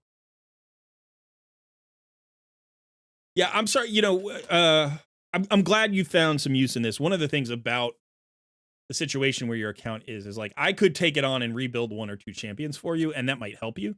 So definitely, like, look at that Deacon build or look at an Arbiter build or something like that. But I think more than that is, like, we're talking about a significant focus of effort that's going to take a month or 2 to build up those gear drops, roll them up, sell off the bad ones, keep pushing that stuff. Like, you know, do I need to get into faction trips? Do I need to get into Centranos? And looking for incremental progress, looking for ways to optimize. Like, that's not a one and done kind of thing. That's a thing that really needs to be ongoing. And I made a video. I will show you this video. I think this is a much older video of mine. Much older. I've only been doing this for like 16 months. But let me look at my my list. Let me just give me 1 second here.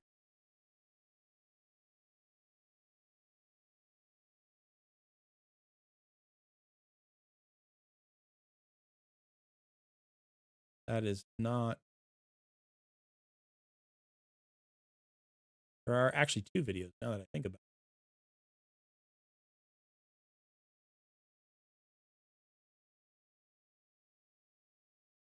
Come on. Why can't I? You're looking at a different screen than I am. Sorry. I'm trying to find.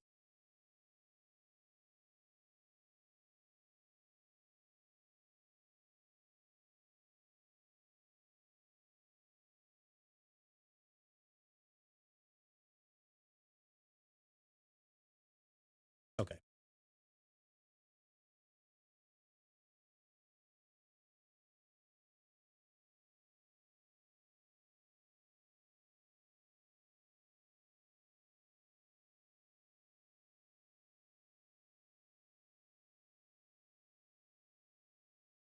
Same thing.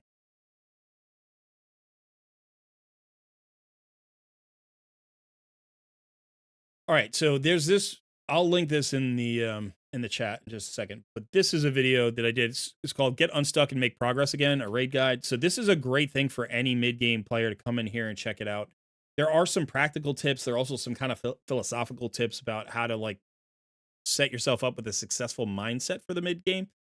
So this is the first one. And then the second one is actually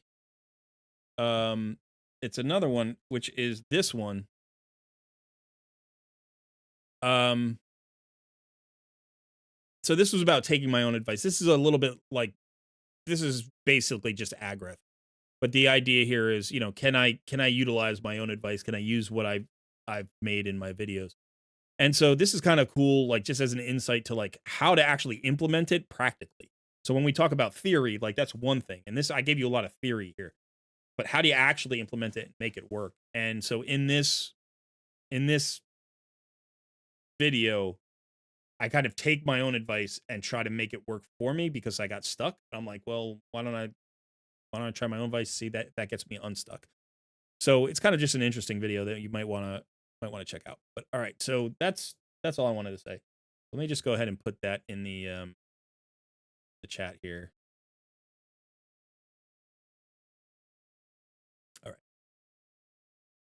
All right, so that is it for this takeover for today. Let's go ahead and set ourselves up for a second takeover. So Johan, definitely let me know in the future. If you have any questions, give me updates. Let me know if this helped you at all.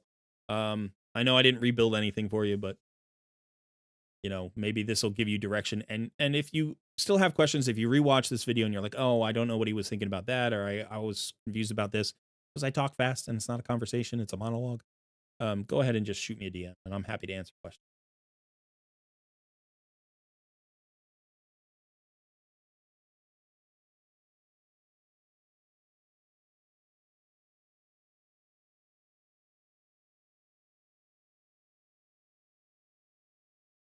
I got a message request.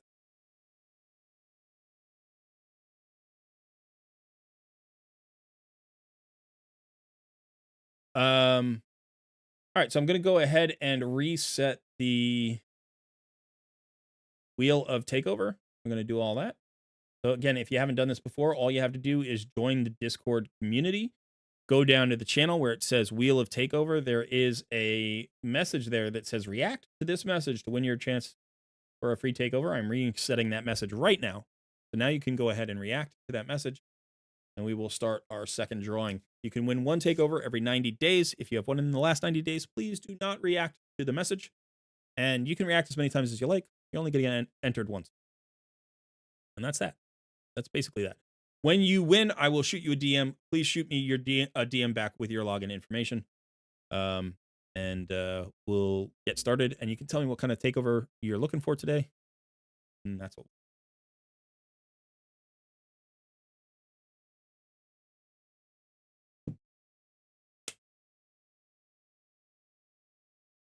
What do I think about the win one live arena quest? That's a quest? You have to win one live arena? Is that a new thing? I've never seen that before. I think it should be participate. I don't think it should be win. I just think it's generally a bad idea to force, to try to like the use one Hydra key advanced quest. I hate that one too because they're like trying to encourage you to do Hydra, but I can't do it on my schedule. Let me do it on my schedule. But at least it's just use a key. You can literally just start a fight and end a fight and do 0 damage, and it counts. To win a live arena battle is frustrating. Yes, I don't love that. I don't love that.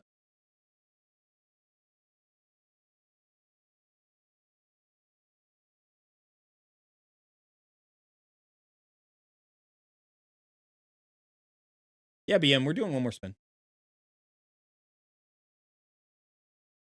So just in case you don't know, if you're not from the US has changed its clock this week. So we went back an hour. So this used to be 5:30 p.m. for us. It is now 4:30 p.m. for us on the East Coast. So I started a little bit late anyway, but 2 o'clock is now probably an hour later for everybody else. So what I might do is push it up to 1 p.m. I might start at 1 p.m. instead of 2 p.m. That's what I used to do, but we'll have to see. Okay, so I'm going to give it one more minute for anybody to react who wants to react, and then we're going to spin the wheel again. And in the meantime, let's go ahead and if you have any questions, feel free to ask. Let's go Big Cole. Just so you can see my face. See the expressions on my face. You can see the individual whiskers on my chin. Damn time. Why can't it just stay the same? I agree, Civic. Actually, there is a law that passed in the U.S. Congress to abolish daylight savings time so that we don't have to change our clocks anymore. This passed in like 2020 or 2021, something like that. And after passing, it was held up for some reason. People were worried about like transitioning and like it was going to be a problem for businesses and they wanted to like give everybody like 5 years warning or whatever. So I don't know if it's stalled out completely. There's a chance that it might still happen in the future, like next year. I thought it was supposed to happen last year, but it didn't. So I don't know. But I think it would be a good idea. I don't think we need to do the time change thing. I don't think that's relevant to us anymore. We don't live by daylight anymore. We live by artificial. We don't need to change the clocks.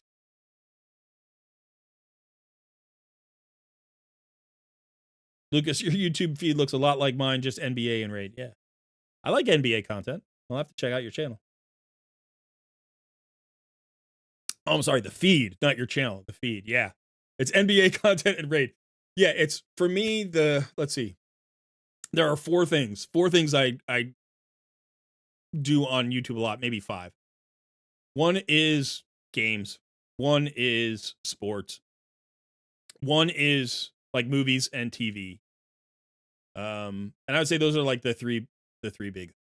I do also like kind of like hobby stuff like cooking, crafting, woodworking. Like I'll get into those, like metalworking, whatever. Just that's cool stuff as well. I'll occasionally do that, and then like science stuff, like learning stuff. Like we discovered this new atom and it makes you purple. Like I love that kind of stuff. So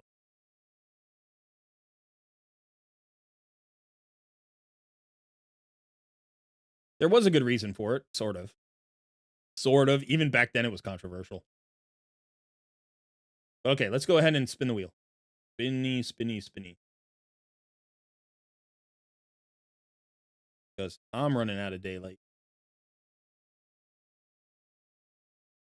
Good luck. Hunting and fishing? Yeah, I'll watch it every once in a while. I consider that sport. I consider hunting and fishing sport. It's a different kind of sport. It's not like a team sport. But I will watch stuff like that occasionally. My I said the five things, but the sixth thing is like historical stuff. Like I love historical stuff. I watch a lot. Antavante. Antiventi. Congratulations.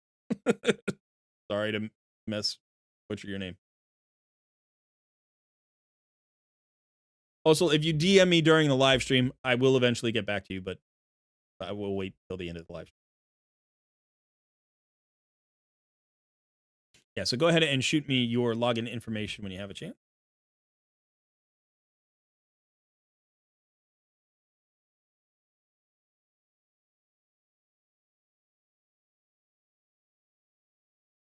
All right, so any other questions?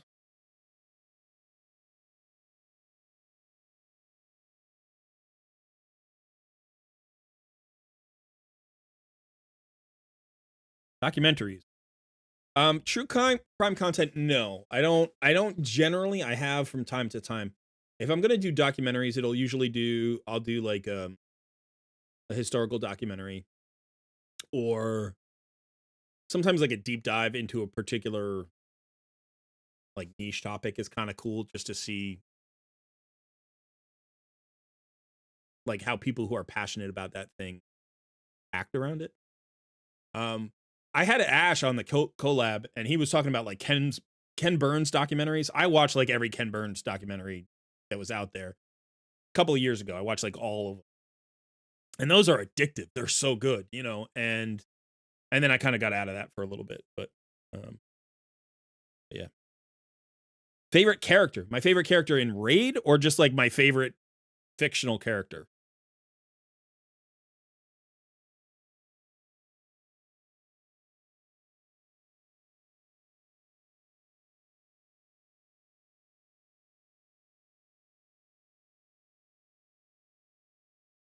What's going on? Oh.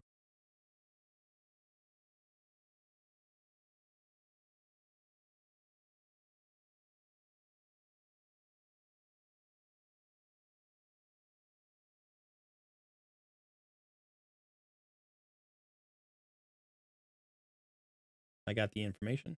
Doing that. Go ahead and DM me what kind of takeover you would like.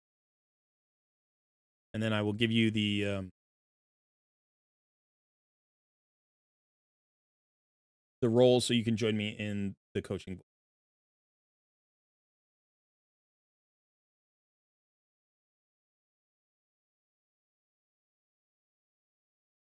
You can join me in the coaching voice whenever you're ready.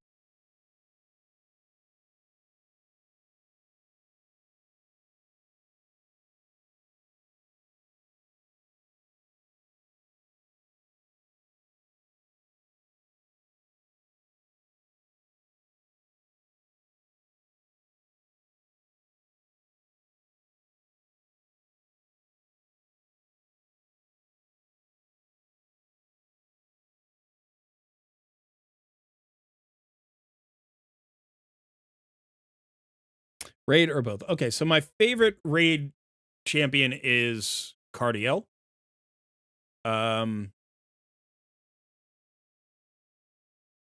This guy. He's my favorite raid champion. He was the champion that transformed my account and got me addicted to raid. So I got him about 4 months into my account, a little bit less, and I had no idea how good he was when I pulled him. Like I didn't jump up and down because I literally didn't know anything about the game, you know. So I was just like trying to figure stuff out, and I was looking at him, and I was looking at his passive, and I was looking at his A1, and I was looking at, I'm like, how good is this heal? I also didn't know whether this was additive or multiplicative, so I'm like, is this really going to give me 27.5% max HP heal every time? That can't be right. It's got to be 9%, right? It's got to be multiplicative. But even 9% max HP heal on every single hit, that's crazy. And so then I built him, and then so I would say he's still to this day my favorite champion, although there are a lot of other champions I really dig.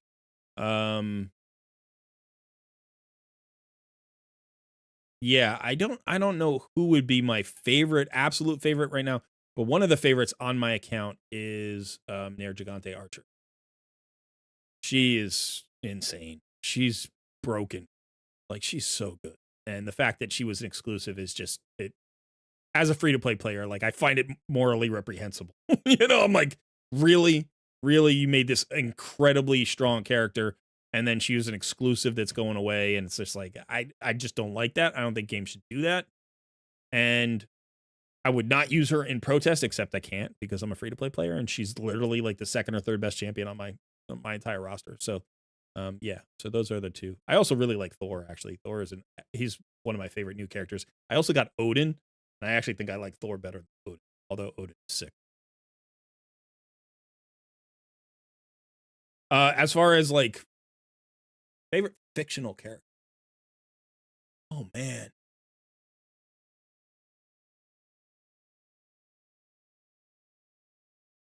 I don't I don't know. I don't know that I have a favorite fictional character. There are some cool characters from recent movies that I like. I like Paul Atreides from Dune. I think he's cool. I think that story's cool. I think Dune is cool. I read Dune when I was like in middle school or something, 30 years ago, 35 years ago. So like I've been familiar with that story for a long time. So, but the recent Dune movies I think are cool, and I like the way they're portraying the character. I think that's kind of interesting. Um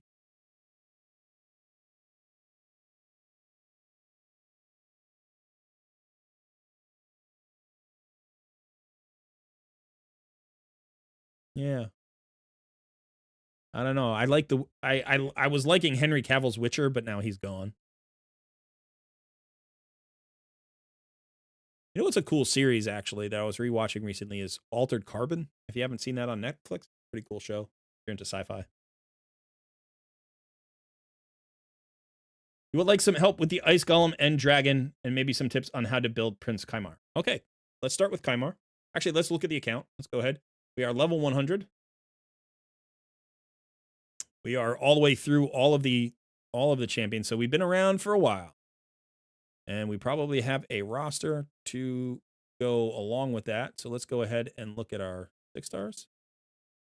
177 6-star champions. This is an advanced account. So let's go ahead and look at Kimar. How do we build Kimar? So Kimar is kind of interesting, right? Because Kimar does a couple of things. One of the things that he does is he is a buff removal champion that also places a debuff. Now, the good thing about this is removing buffs from your enemy and placing a debuff, they both take accuracy. Like, they don't take different stats. Do you know what I mean? So just because one like is affecting the buffs and the other one's affecting the debuffs, like that doesn't matter. So you want to build him accurate. The question is, how fast do you need him? He also has this reset the cooldowns of all ally skills, fills the turn meter of all allies except 20%, except this champion by 20%. This is a very different ability. This is a PvE skill. This is generally a PvP skill, although it can be a PvE skill sometimes. This does not take accuracy, but you would want speed. So here you need speed and accuracy. Here you just basically need speed. If you're using this for PvP, you don't need tankiness. If you're using this for PvE, you may need tankiness. You may not.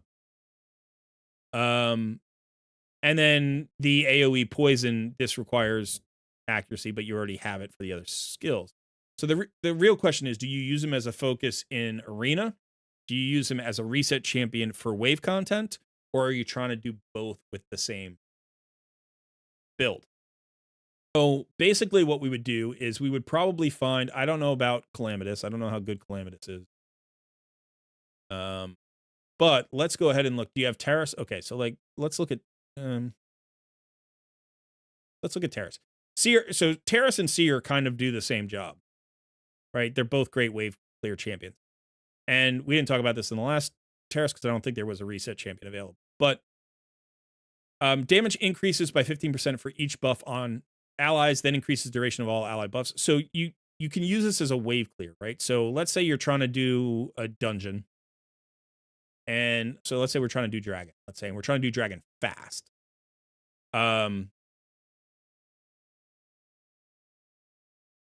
Okay. So this is a pretty good example. Let's actually go back and make me back. Cool. All right. So this is a pretty good example. This is a very effective team. I'm sure this team does great. And this team has everything that you would want, basically, right? Except for the reset. So if we do this, I'm assuming this is a stage 10 team. But let's go ahead and drop down to, like, we'll do stage 6. We'll just do, and we won't do super. So let's just go ahead and watch this one. This is not a team setup. I'm not looking at it as a team setup. But so what this is basically doing is you're going to have some, so Lydia's going to do her debuffs. That's an AoE weaken and decrease defense. And then Terrace is going to go ahead and nuke out the wave. And you can see he gets power from the buffs that are on his team. This is the same thing Seer does, except Seer removes the buffs.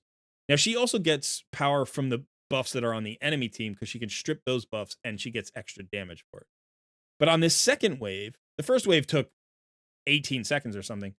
This second wave is going to take longer because we have to naturally wait for Terrace's ability to come back, and we have to wait for the buffs. We have to wait for Lydia's debuffs. So now she's putting out the debuffs.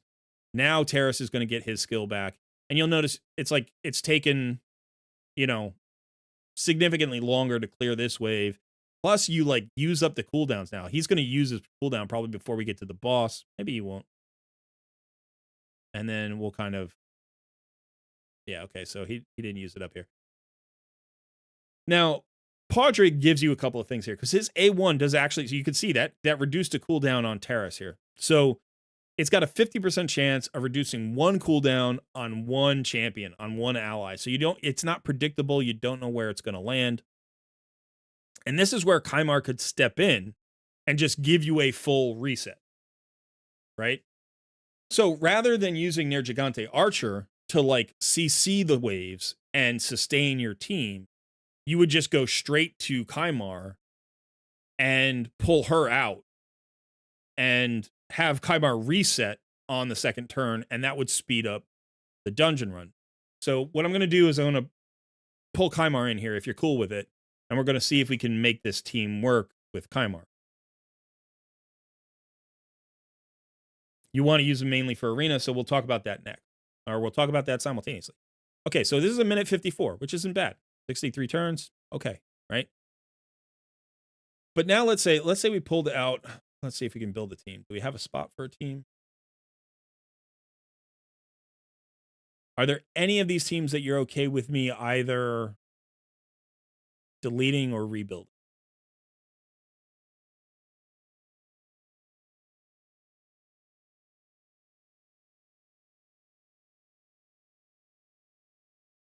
New team 8, maybe? Yeah, okay. Okay. Okay. So what we would do here is we would take the exact same team. So the team, I believe, was Podrick in the lead. We had Kimar for damage. We had Newt for boss killing. Where's Newt? Newt for boss killing. We had Nair Gigante Archer, and then we had Lydia for debuffs. So we'll bring in Lydia.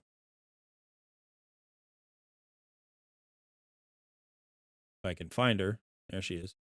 And then we'd bring in Kimar here. I don't know. It's Kimar. He is 6 stars. Okay, so let's just go ahead and look at this team. Let's see how fast Kimar is currently. Because you can work him at different speeds. He's 246. So 171, 240, 272, and 246. So he's faster than the 2 damage dealers. And he's slower than the 2 setup. Okay. So what we would do here, use the other terrace. There's a different terrace. You have 2 terraces? Oh, wait. Crazy. All right, nice. So he's 219. That's better. Okay. So what we want to do here is we want to set up the wave the right way, and then we want to nuke out the second wave with the repeat of the first thing. Now, one of the downsides of this team will be that without Nair Gigante Archer, we have very little sustain here, but hopefully we can kill the boss and it won't matter. That's why I'm doing stage 6 anyway.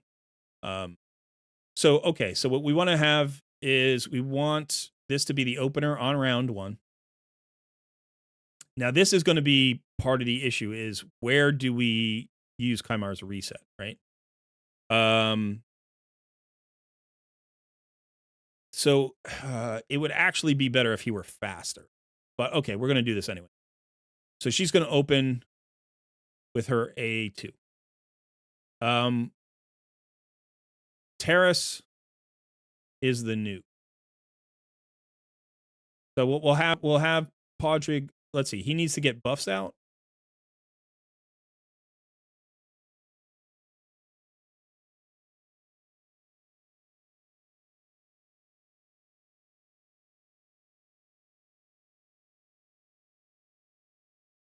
So the question is increase speed versus continuous heal. I think we'd open with this. Get the continuous heals out there. We get the 2 buffs from this. So she puts out 2 buffs and 2 debuffs.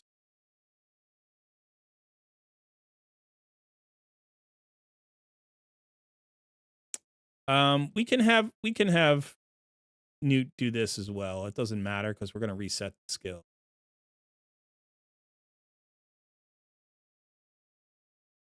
And then we're going to have Terrace do his AoE. Okay. So now we get to round 2.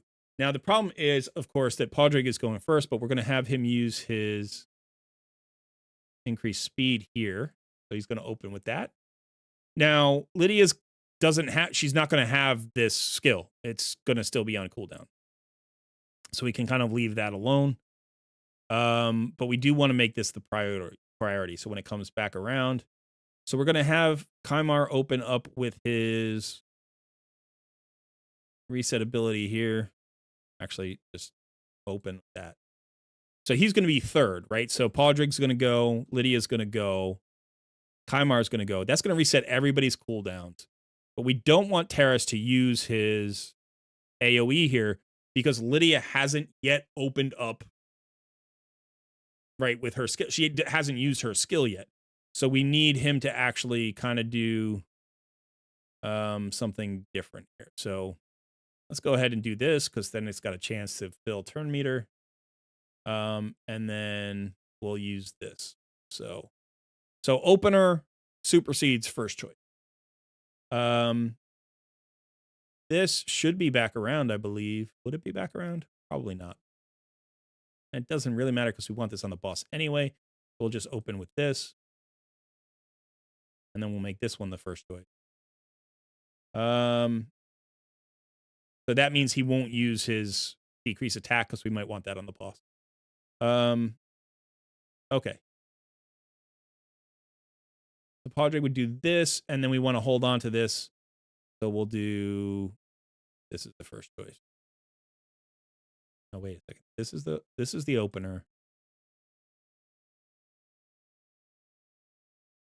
Oh, I got you. So we'll have to do this one. Say don't use that. Okay. And I think that'll work. And then we get to round 3. You know, we would probably say let him open with this because we want that weaken and decrease attack out there, and then we want him to use that. And then everybody else can do whatever. One of the things that could be weird about this is Podrigs could throw this off. Podrigs A1 could throw this off. But let's go ahead and see how this works. Now we have the best time on board, right? So the best time is, what is it? 154 with 63 turns. That was the best. And so we're hoping to speed this up and do better than that with the reset.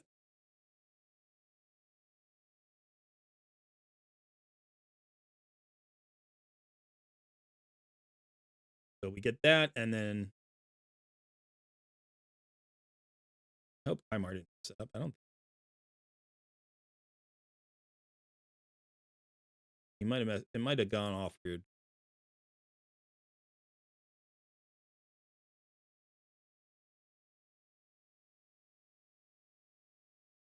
And then we get that second nuke. We didn't have. No, we did have the decreased defense and weaken out. It just didn't nuke out the wave for some reason.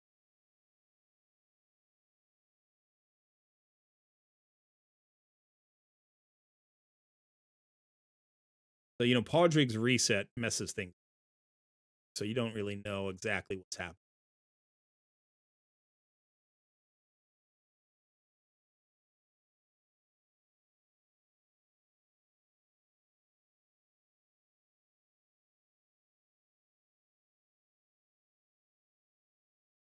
We do not have the decreased defense or weaken out, and Newt used both of his nukes. So, unfortunately, like, this is so not optimized right now. Like, if we had his nuke right now, it would probably be over. But he just used it back to back without, like, he went twice before Lydia went for some reason. That was really weird.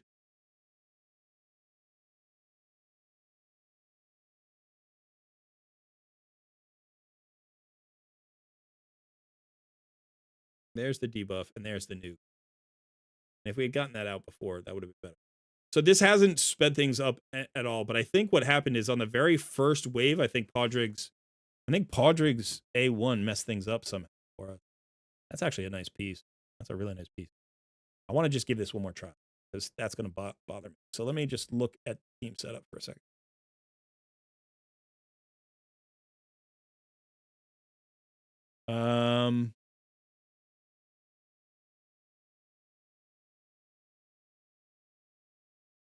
Oh, I didn't turn off the reset. That's what happened. So don't use this on the A1. What we would actually like, we would like this. That would be great.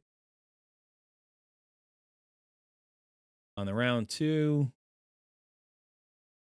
No, I don't want to affect the cooldowns. What I want is I want to leave the ally attack. I need the increased speed as a buff to buff the damage. And then I need to leave the ally attack for the opening on the boss. So you're not going to spam the A1. You're going to get an A1 anyway. You might get 2 A1s. But that should be, so this should be faster. Because I think I messed up with the. All right, so again, the speeds aren't distributed the right way because Kimar should be faster, but he's in the middle, which makes it a little bit suboptimal. But there's the nuke in 11 seconds. That was pretty fast.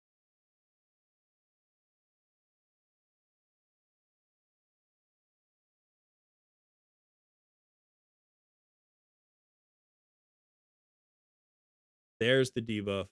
Didn't land the decreased defense on Cardinal. But that's still pretty good. As long as Cardinal doesn't actually go. If she goes, then it's going to be... Yeah, she didn't get a turn. So 43 seconds to the boss, which is only a few seconds faster. We're not clearing the wave. If you were clearing the wave, then it would be better. The thing about Nair Gigante Archer is she's doing damage in addition to, bringing that that crowd control. So now we've got the decreased defense and the weaken right away. We'll get the cleanse from Podrick, I guess, on the next ability. And then as soon as Newt, which is going to be right now, start to chew through that a little bit. I don't know if I think Kimar just reset. So what happened, it looked like, was Podrick got the reset and then Kimar also. Oh, but Kimar just got a reset. It's not a reset, it's a cooldown reduction. So you don't know how that's going to play out.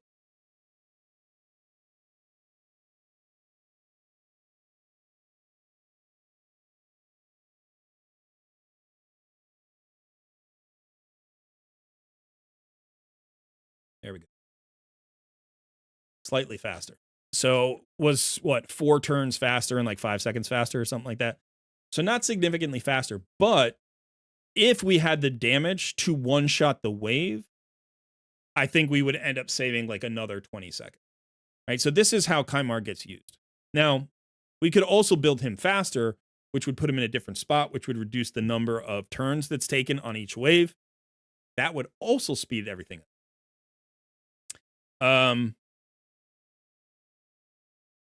Yeah, so you can use Kimar fast and you can use him slow. You're right, Carl. You can do that. You can use Kimar fast and you can use him slow. So when you think about this team and you think about the reset, and this is true for, like, if you have Renegade, you can use Renegade in the same role. She has the same cooldown as Kimar, which is kind of ridiculous. So this is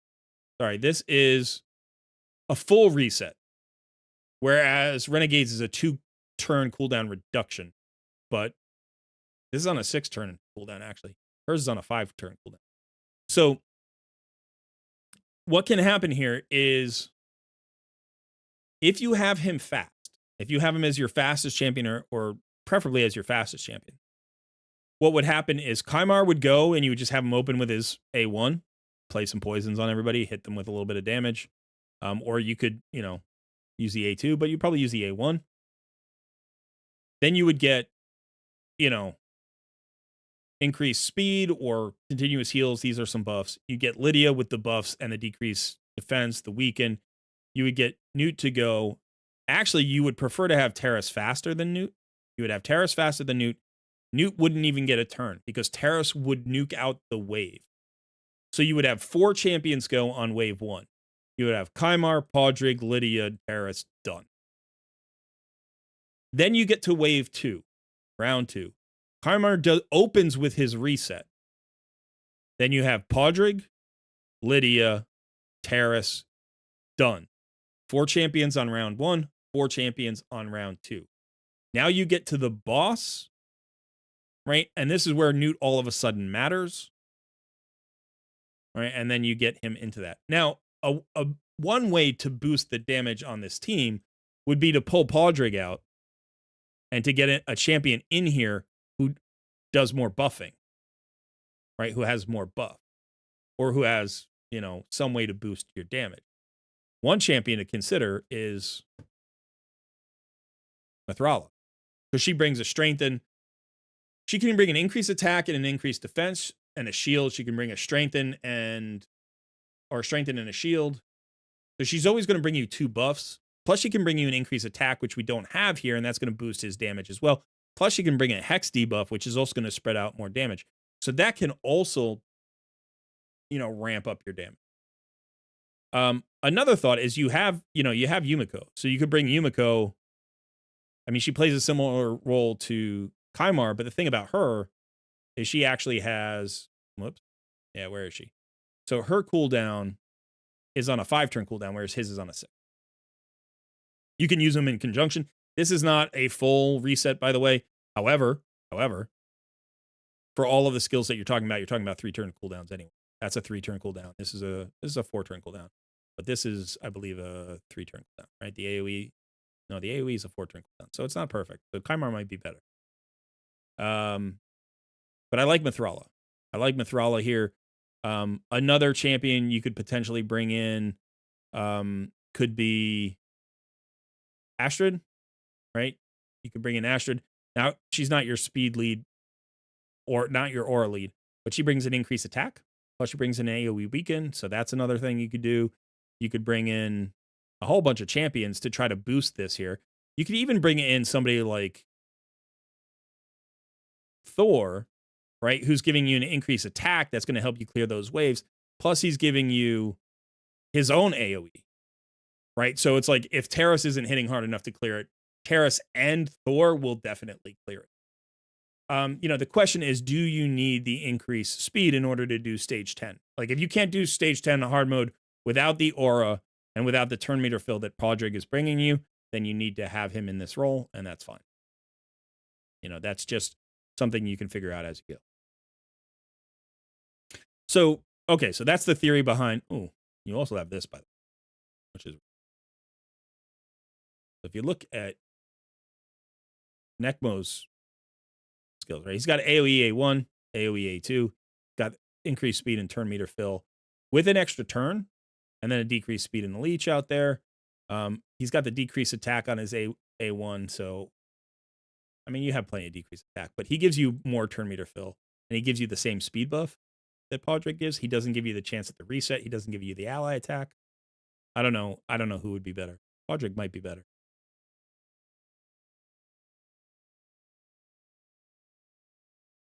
You got Razzlevarg, who's really nice there. You got Ancora, who could be good. I really like this one. Let me just see this. So how fast is she? She's at 244. He's at 246.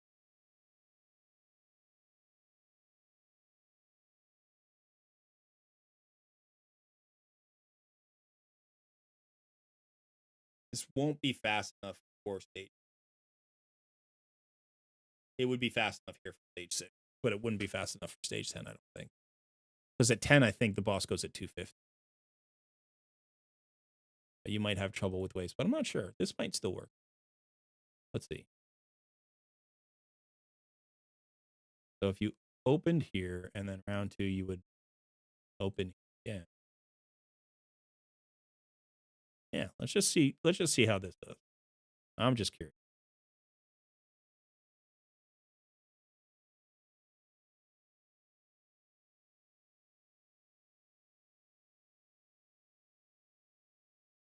All right, that's a one shot. That's 9 seconds instead of 11.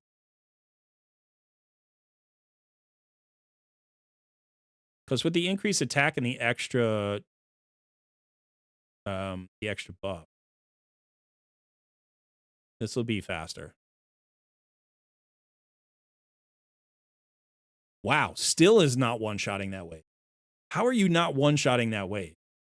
There's something going on there. Does he not have 100% crit rate? Is the Terrace not built to 100% crit rate or something? Because he has left at least one champion every time, and he shouldn't be leaving anybody with that many buffs and the increased attack. Was he already getting an increased attack? I don't think so. Lydia gives speed and strengthen. He didn't have an increased attack.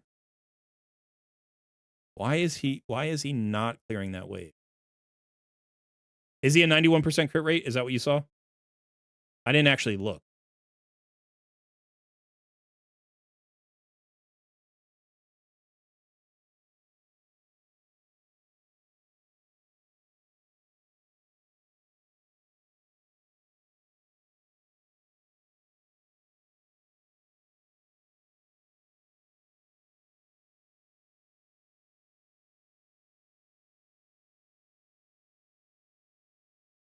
Come on. Newt's just got to get done. Just finish it right. There we go. Thank you. So that's our fastest yet in terms of time, but not in terms of turns. Yeah, let's look at this Terrace for a second. 91% crit rate. That's what the problem is. He doesn't have 100% crit rate.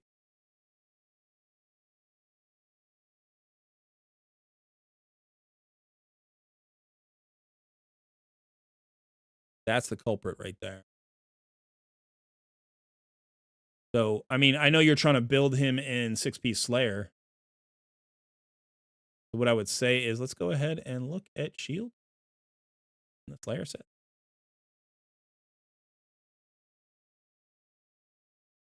Crit damage, that's nice. Speed, crit rate, defense. Crit rate, crit damage. I would love to see crit rate, speed, crit rate, and crit damage, but obviously. So this is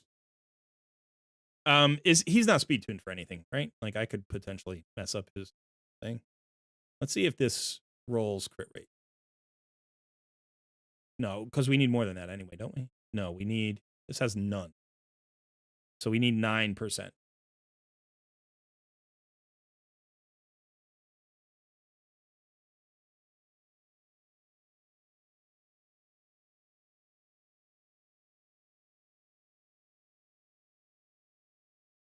We need 9.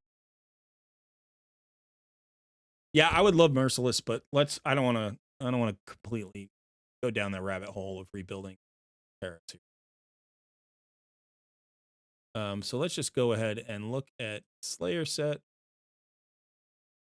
with preferably speed crit. Let's see if there are any speed crit rate and crit damage pieces.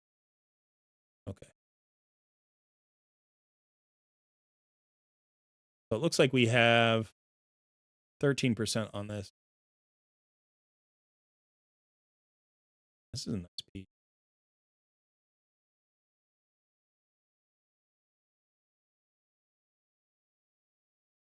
All right, let's just see what we roll here. We roll HP, it's over. I mean, that's still a usable piece, but we can't roll accuracy here. We need all the speed and crit rate. There we go. And if we get an extra roll in the crit damage, that's fine.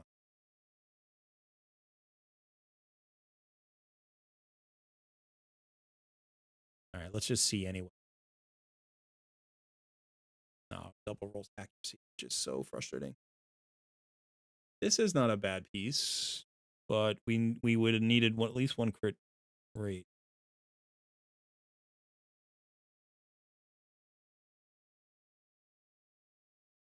All right, so let's go ahead and get rid of the crit damage here, and let's just look for crit rate piece. And let's look at shields, because that's the piece that doesn't have it. So that's not bad. That's not bad.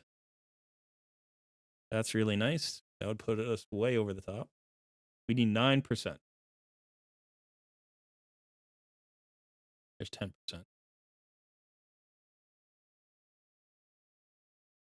12%. How much speed do we have? We have a decent amount of speed, right? So optimally, we get like a double roll into speed and one in the crit rate, and then the other one doesn't. So that's enough. So let's just go speed. HP is okay, but let's go speed. We want at least one roll in. One roll into speed here. Come on. That could work. Go ahead and glyph that. May as well throw the HP glyphs on it too.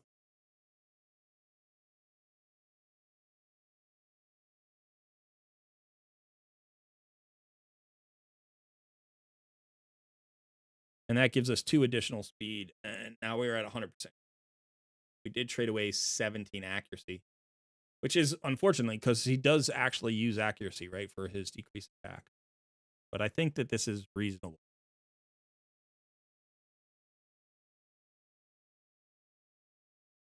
Let's look here. I just want to see. Because we can get more crit damage if we get Slayer, because the 7-piece bonus is 15% additional crit damage. You got him with a lot of HP. With a lot of HP. I'm assuming that's for arena. You're trying to get a lot of HP and a lot of defense.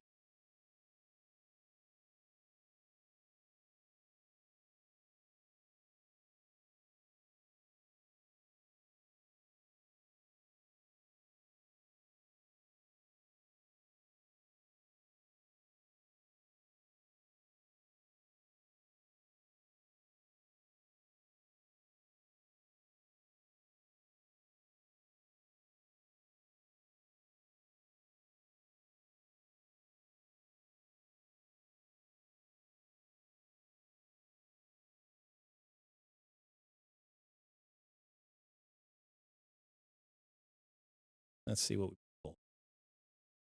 Avoid that flat.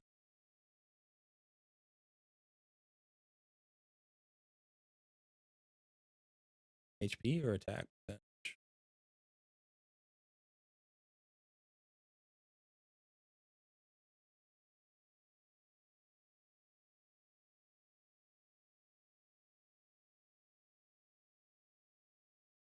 He's an HP bait. Am I missing his? Oh, he's HP bait. Sorry, that's my fault. That's my fault. What do you get when you don't have a terrorist?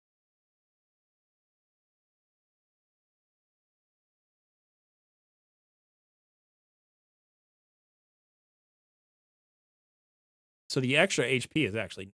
Are we losing HP here? We're losing. There's 21% HP. So that's the issue. Plus the flat HP double roll. So there's a lot of HP there that we would be kind of trading. Although this is not bad in terms of HP.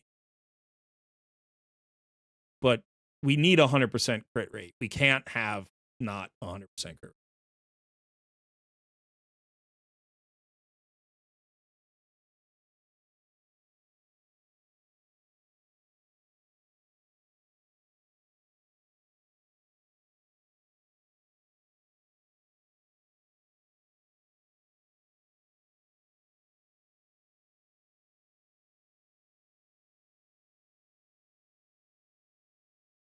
So you're talking about this one. Okay. This was the one that you're talking about. Okay. So we need a crit rate roll. And now I think it could be anything, right? Crit damage would be nice, crit rate. Okay.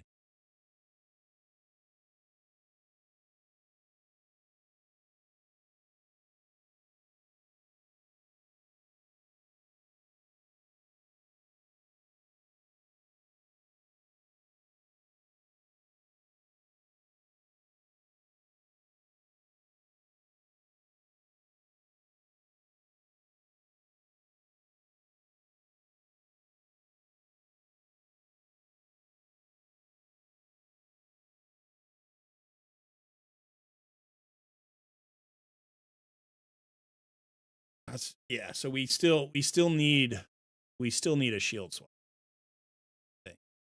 Unless we can get more crit rate out of something else. I mean, this has got 10 crit rate.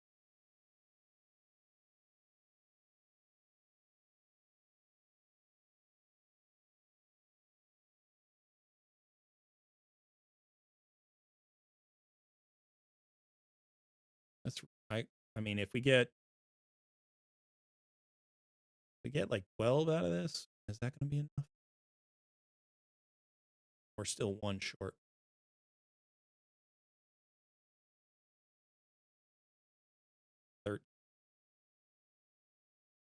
Okay, let's look at this for a second.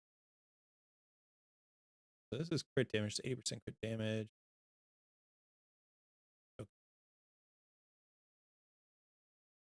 so that's not getting swapped out. Let's look at we haven't looked.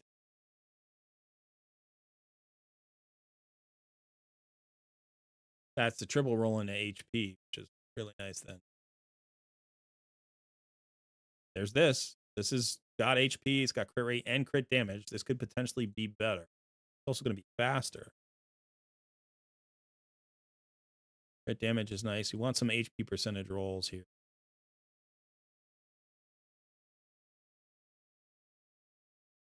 Actually like this. And we got HP.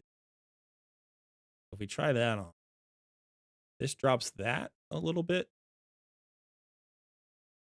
But now we can go and maybe get that. Now we can maybe go and get that helmet.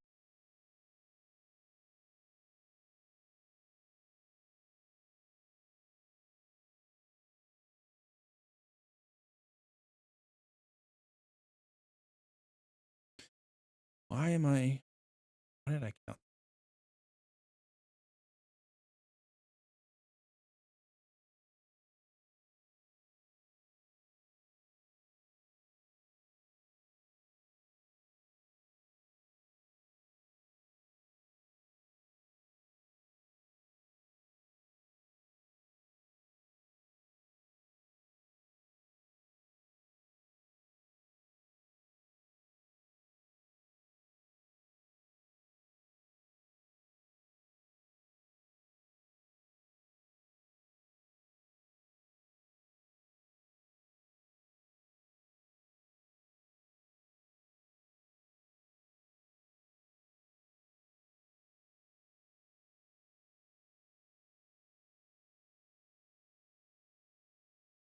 Hmm.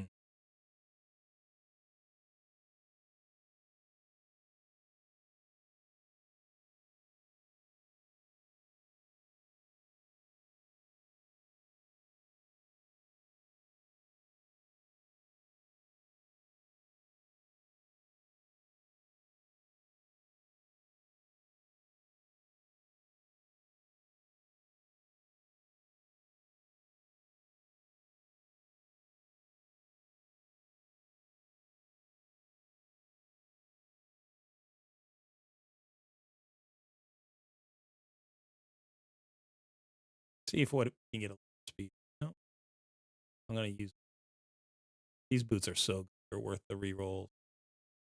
HP is not awful. We can stick with that for now. Go ahead and max that out. You can always try to reroll for speed if you want, but another 20% HP makes up for some of the HP that we just lost. So I like that.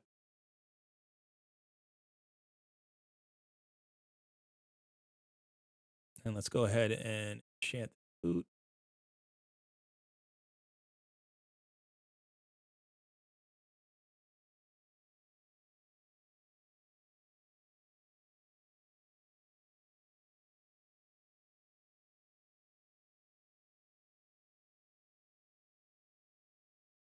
Made up almost all the HP. Let's go to the accessories now.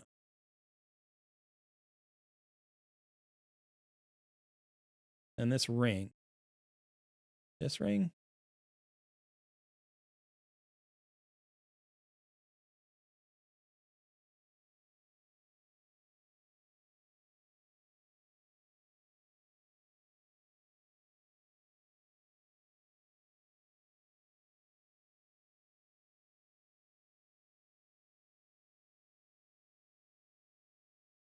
All right, so we would be getting a 40% crit damage bump. We would have over 100% crit rate now. We gain 6 speed, which is nice. I mean, I don't mind the speed gain. That's a little bit better.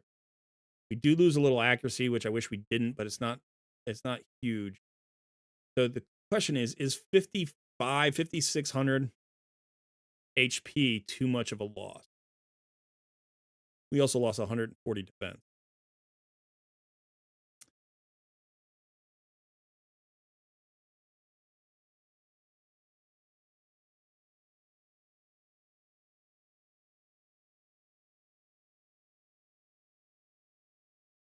Let's actually look for a second. I want to see what that's nice.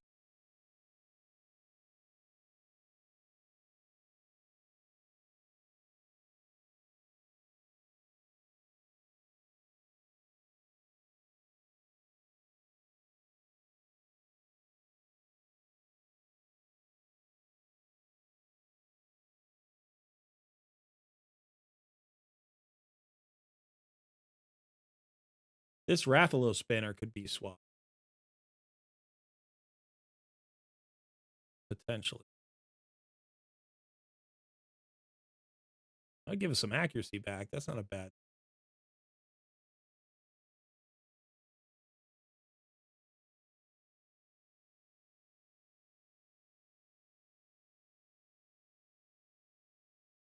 I try it one time.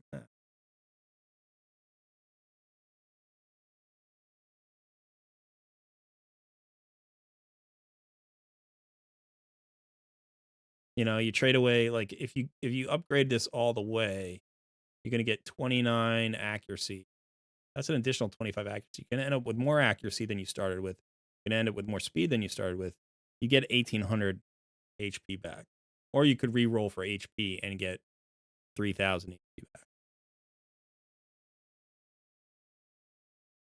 Yeah, I'm not too worried about the decrease attack, to be honest. I think this is good for now. Let's just do this. Let's just do this swap. That 40% extra crit damage. Okay, let's like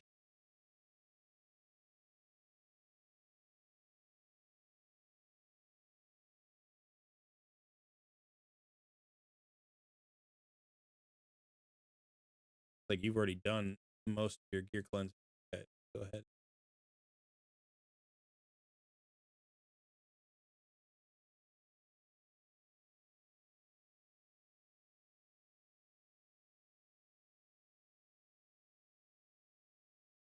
Sell that piece. It's not a bad piece, but I don't think you're gonna a decent too, but I don't think you do. Look if there are any. They're all pinpoint. Good farming on the pinpoint, by the way. Good for you, man.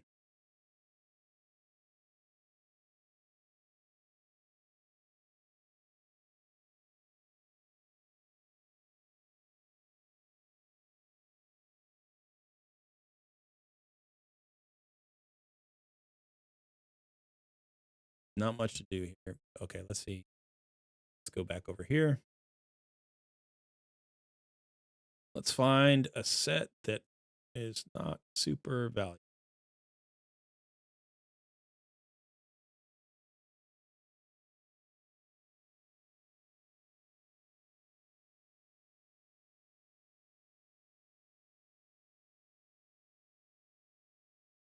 You you do your gear cleanses.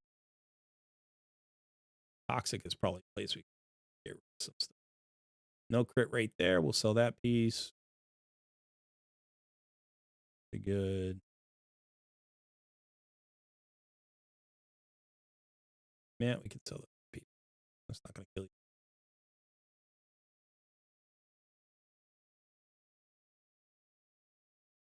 Okay. And let's go back to Dragon. I don't think we have to change anything. We didn't change the speeds that much.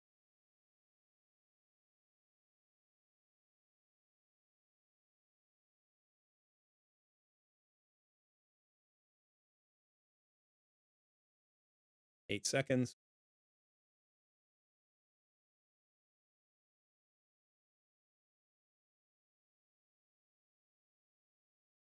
Yeah, because that Kimar's in the middle, we have to go like through this whole extra round of stuff. There we go. Finally.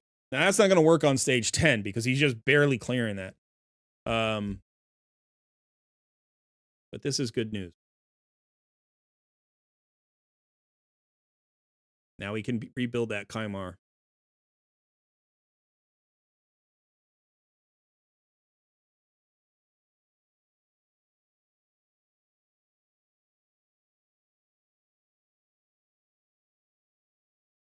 By the way, this same team you were talking about, Ice Golem, the same team can work in Ice Golem.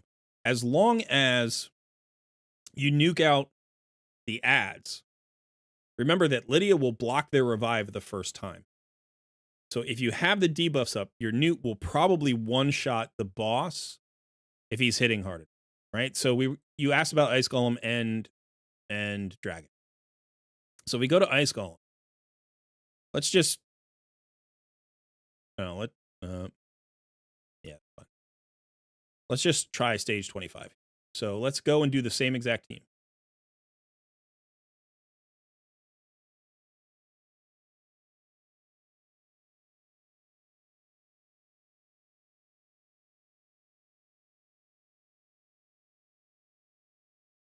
Now you can probably do this, again, up to stage, maybe even to stage 10 hard. And once we change Kimar's speed, that'll make things even faster. And we won't have stuff like this happen.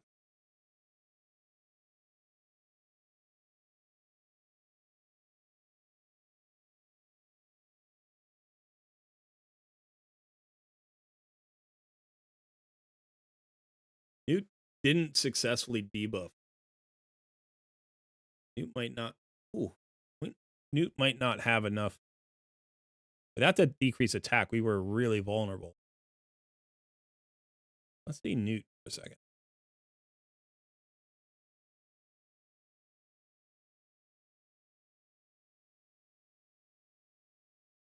.342 accuracy should be enough. He missed all of his debuffs on the boss. Did he weak hit? Is he weak affinity there? Maybe that's what it was. I don't normally do stage 25. Of Ice Golem, I definitely don't do stage 20. He's weak affinity, so he weak hit. That's what it was. Okay. But again, we could probably... Let's try it here. Let's see. Stage 6. And again, so once we get the Kimar rebuilt, this is going to be even better. Mithrala can be huge in this scenario. It kind of depends on the skill timing, right? So it kind of depends. Like, if you don't clear this wave, that changes who's using their skill and what, who has a cooldown. So if Mithrala gets, like, the strengthen up and that, or if Newt lands the decrease attack like that, then we don't get nuked out. That's not a big a deal. Still have to worry about this second minion because he's kind of a pain in the butt. I think he's the one who puts the healing decrease. But all right, so here we go. Let's get to see if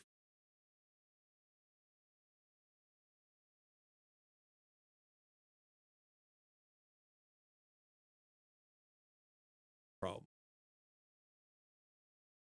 Yeah, freeze there. He gets the damage reduction. So we only block the revival on one of the ads. But the bigger problem is that Newt here isn't going to actually nuke the boss with his nuke. He might nuke the ad if the ad's not dead.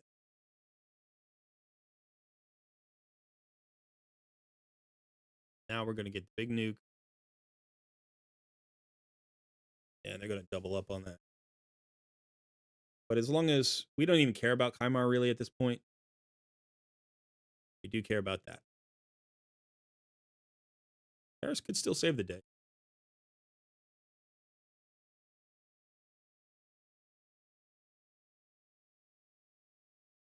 They got nuked 4 times. 4 times by that.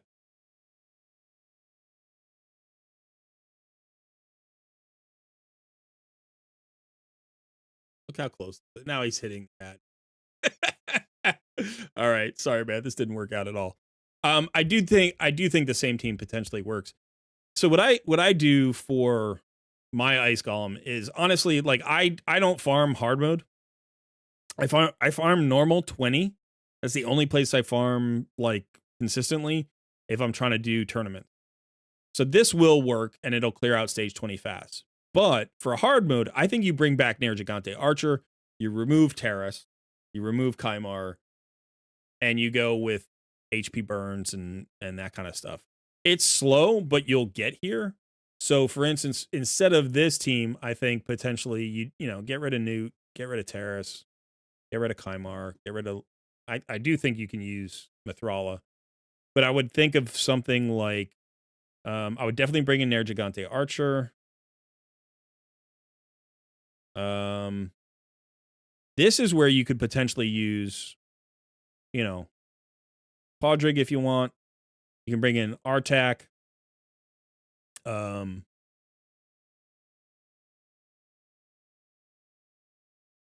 mean, potentially a healer reviver would be really nice here. I'm looking at Duchess, but I'm thinking maybe Elva. I think I saw an Elva, right? In which case, maybe we get rid of Podrick. And we bring in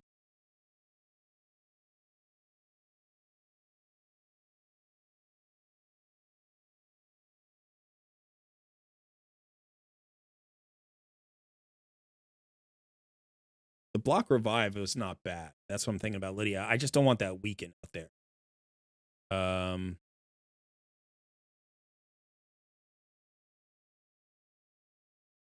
Yeah, I don't think we can actually find a block revive skill, right? That's the problem.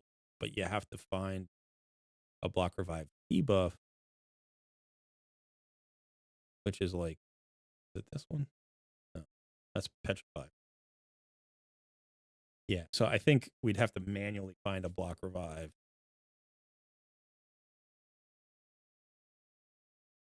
And other than Lydia, I don't know. I guess Phoenix? That's not bad. The problem is that when he hits the boss, you know. But you could do something like this. I mean, you can do other things. You know, there are other ways you can handle this. But I do think that this is, you know, this is something that you can push past. You just have to get out of the idea of, like, I think that you want to bring in damage. Like, like I don't think you want to bring in damage like this. I think you just want to rely on Artak. Maybe Ninja. Ninja might be good. He's strong affinity for at least this stage 9. And I think his damage activations, like the weird thing about his activations are they also hit. And so sometimes he activates the boss and sometimes he doesn't. But yeah, the other thing is you could just manual past 9 and 10, and I don't think you would have a problem. Like Phoenix could do that for you pretty well. So I like your Nair Gigante Archer team. I like Mithrala here. I like Scylla the Drakes. I like anybody who makes a tank. I love Elva. If you had Pythion, Pythion really works there. So you shouldn't have trouble pushing past this by going tanky instead and just bringing Artak. Artak is enough to do the whole thing if you have the right team with it. So now let's just really quickly take a look at Kimar.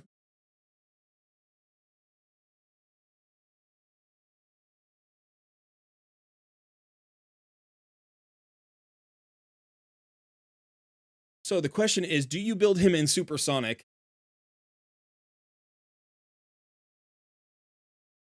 And I would say it depends. Like you said, you're probably primarily going to use him in Arena. And I think there are two primary ways to use him in Arena.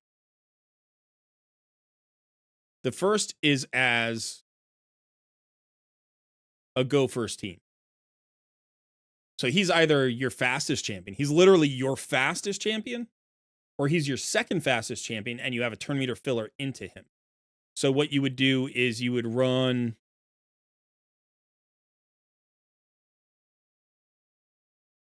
your Arbiter, your Astrid, or I was going to say if you had Shuzhen, you could use her. But so you have him be the second fastest champion. So Arbiter, your Arbiter's running at 334, so she's nice and fast. And then you would need to run him around like 270. And we'd want him faster than the Lydia and the Podrick anyway. So let's see how fast Podrick is. Yeah, he's 270 something, 273, 283. So if we could get him to like 290, that would be good. And then you want him really high accuracy. So you're thinking, perception set. Or potentially even if you had Feral, like Feral would be nice for him. Because you get the block debuffs on him. Or even Pinpoint. Pinpoint could be really nice on him because you get the intercept stack. The intercept stack would be really strong on Kimar, I think. I like Pinpoint on him. I like the idea of that.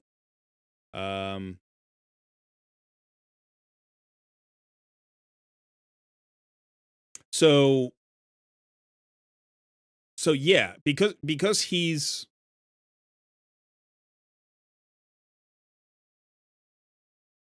so what the intercept stack would give you is two things. One is if you go first, it would prevent him from being sheep. If you go first, it would prevent him from being sheep, which could potentially be valuable, maybe. If you go second, it prevents him from being CC'd so that you could potentially go and then turn around. The issue being, of course, like, then why not go Stone Skin? Right? You could go Stone Skin instead. And the answer here is because even though Stone Skin is great for that purpose, it doesn't give you all of the accuracy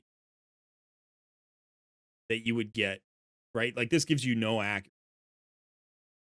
It gives you no speed. So this is going to be a much faster and more accurate set. This is going to be a much faster and more accurate set. I think they're both really good. I think probably Pinpoint is better for him because of the intercept stack preventing the sheep.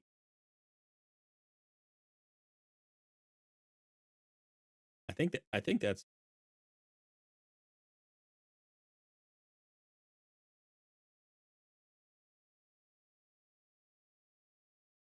supersonic, and I would get him into a Pinpoint set, and we would shoot for 280 speed.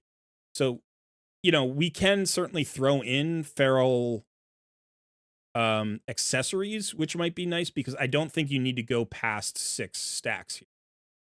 I think realistically you're fine with 4 stacks of pinpoint. You could go 4 stacks of or 4 pieces of pinpoint, and then you know, you could even do 4 of feral and then just find your last piece wherever you wanted to. Because I don't think you want to waste feral on Kimar because he's not really a huge debuffer. Like you want this 9 piece for somebody who's going to place a lot of debuffs. You know, but you could potentially go to 4 piece if you wanted, or geez, just 1 or 2 piece of, you know, feral, depending on what you need. So you could even do like a few pieces of perception plus pinpoint. I just think you really need the 4 piece. I think you need the 4 piece pinpoint. And I think 6 piece would be okay because remember the 5 piece bonus is 10% speed, and that's a lot. And then the 6 piece bonus, it's like you're right there anyway. You might as well get it, unless you wanted to do a 5 and 4 mix, which you could.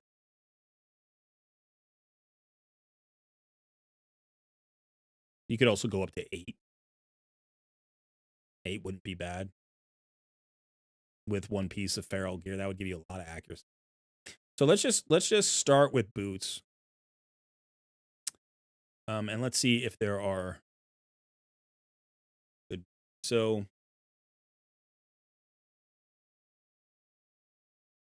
I mean, those boots are insane. They're going to be great on somebody. You definitely want to do that for somebody. But I think let's just for now, let's just stick with pinpoint and see how fast we can get them with pinpoint. Also, we do have to consider perception. So maybe these, it's not a ton of accuracy, but I'd love 6-star speed boots with some accuracy on it. But anyway, let's start there. For these 2 pieces, honestly, for Kimar in a go first kind of scenario, you don't care that much. But again, bosses you kind of care. So what I would prefer is HP or defense.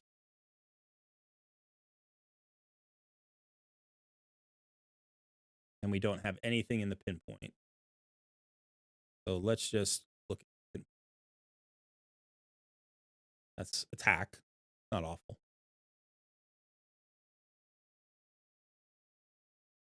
Let's look at something that maybe is HP or defense without. There's this, which is slightly better. That has accuracy. Maybe let's go with that. See about a chess piece with the. I don't know if pinpoint's going to make it, but let's say we just go for the 4 piece. Let's just go for the 4 piece or 5 piece. Let's just do that. Resistance is not all. Certainly that.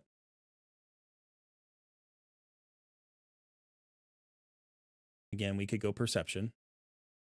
We could also go. I'm trying to think if it would make sense to go stones. Like 4 piece stone skin. I don't think so. I don't think that makes sense. Attack, accuracy. That's not bad. We could go for a lot of accuracy. Again, if we're going first and we're going fast, that makes sense. Let's go up top. Yeah, let's go to pinpoint first. Speed and accuracy.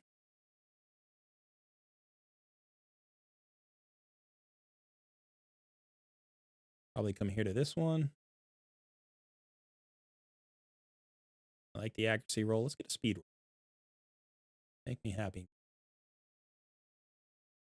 Another speed. Boom. Yeah, not too bad. Not that fast. Nice thing about a rare, right, is that you've got such a good chance of actually getting comparative. Roll out. Roll.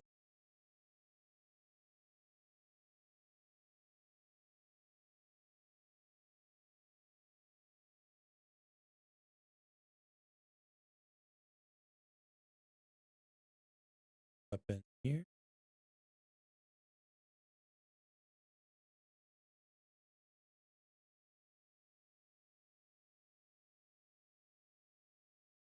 Yeah.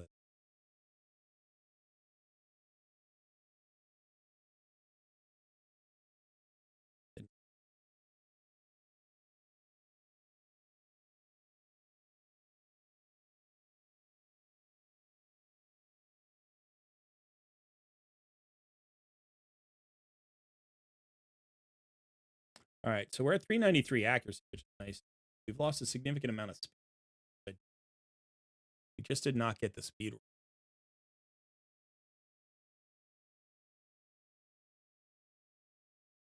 But we're going to get some back. Because when we get to 5 speed, yeah. And then here, let's see. We do this. All right, yeah, let's look at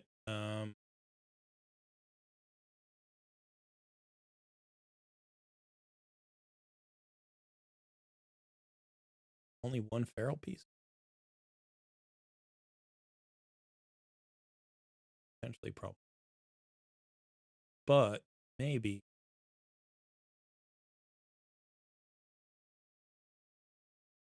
This is get the speed at least once, please. You're gonna leave me hanging here? Come on. Wow. Do it. That's kind of long.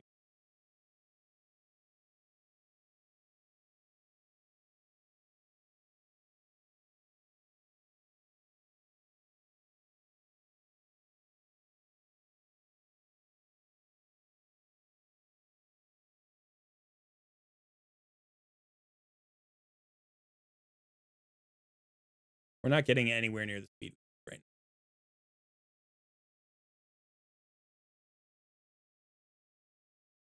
But we do have a little bit of leeway.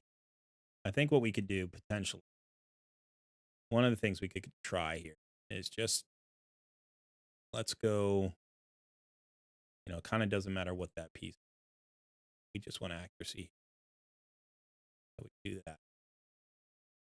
All right, and that takes us up to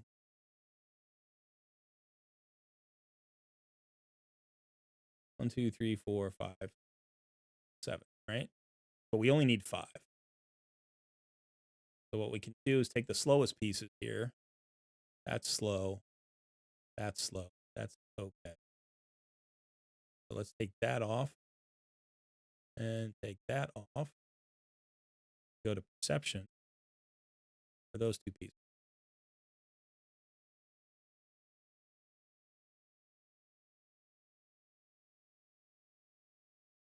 Find some fast pieces. Let's see if we can find any fast pieces. 14 and 22. That's nice. 15 and 10. Probably do that. This one, 16. It's a little bit faster.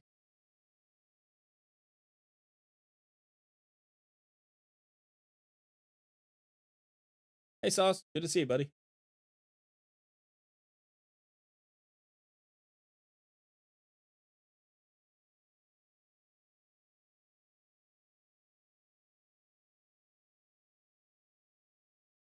There we go. That's what we wanted.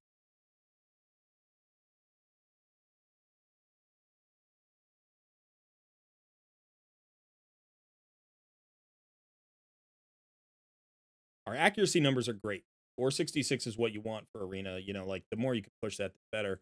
There is sort of a diminishing returns because it's like at some point you remove all of the debuffs from all of the damage dealers and the debuffers and stuff, and you don't remove it from the cleanser or the reviver, right? Because their resistance is so high. And then you need to like jump up a significant margin. So at like 350 accuracy, you're removing most of the buff. And then you really need to get to like 600 accuracy to start removing, you know, the really high and even more maybe. So right now I'm just thinking like 466 is a good start. We're in a good place. We can certainly get more out of this. Potentially we can get, yeah, we could end up with well over 500, I think.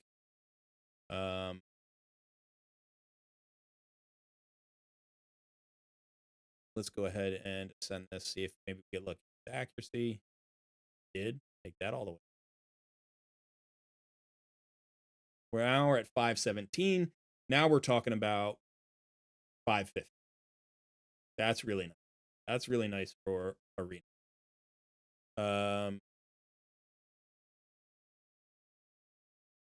And we can get more out of this. I forgot about it. I forgot that this was. We're up to 5. Now we're talking about 600. Now we're really getting there. Crazy kind of high accuracy. So, for these, you're going to be talking about, say, an average of 5 to 6 accuracy per. That's 1, 2, 3, 4. Well, this was 34, 5. So we're talking about maybe another 25 to 30 accuracy, getting to 580. Yeah, okay. I like this is sort of where we need to be. I like this a lot. Okay. And again, for speed, we're a little bit lower than I would prefer for PvE. For PvP, we'll get there because we have 1, 2, 3, 4, 5 speed glyphs. Say at an average of 4 speed, that's 20 speed, that's 278. Like, we're just a little bit slower than Podrick. So if we're using Podrick, he's not maybe going to be a great reset. But if you're using Mithrala, I think he might be faster than everybody else. So I'm going to go ahead and save this as a champion preset for you. Because you might want to, this is 700,000 reset, and you might want to look through a few more pieces, but the stream's got to come to an end. It's almost o'clock. So, if he's running at 275, Podrick is faster at 283, but let's see where Mithrala is. Mithrala's at 240. I think he's faster than Lydia now, because Lydia is at 268. So if he's at 272, 274, whatever, somewhere around there, he's going to be faster than Lydia. And that's all you need. That means he's the fastest champion in the group. And so then when you come back here and you do that dragon, again, this is stage 6, not stage 10. So stage 10, the difference is going to be to a certain extent speed. Without a speed aura, right? Because his aura is arena. Without a speed aura, you're not quite doing this fast. Well, maybe that's okay. So now, in this build, again, we go to this one and we look. Right, so right now he's unglyphed at 246. But again, I think you can get this up over 270. I think you can get it over 272. As long as you get it faster than that, then I think you're good. Harris is hitting harder. He's running a little faster. That's nice. I think he's going to clear out those waves a little bit better. And then Kimar gets the reset. Plus, in Arena, if you are using him behind your Arbiter, let's look at that speed. That's the speed that we really are worried about. Because if you don't have him set up for that, you need a second Terminator filler, that's a little bit. So let's go ahead and just pull up the calculator. Go to Arbiter. Where's our Arbiter? Here's some. Arbiter. 330.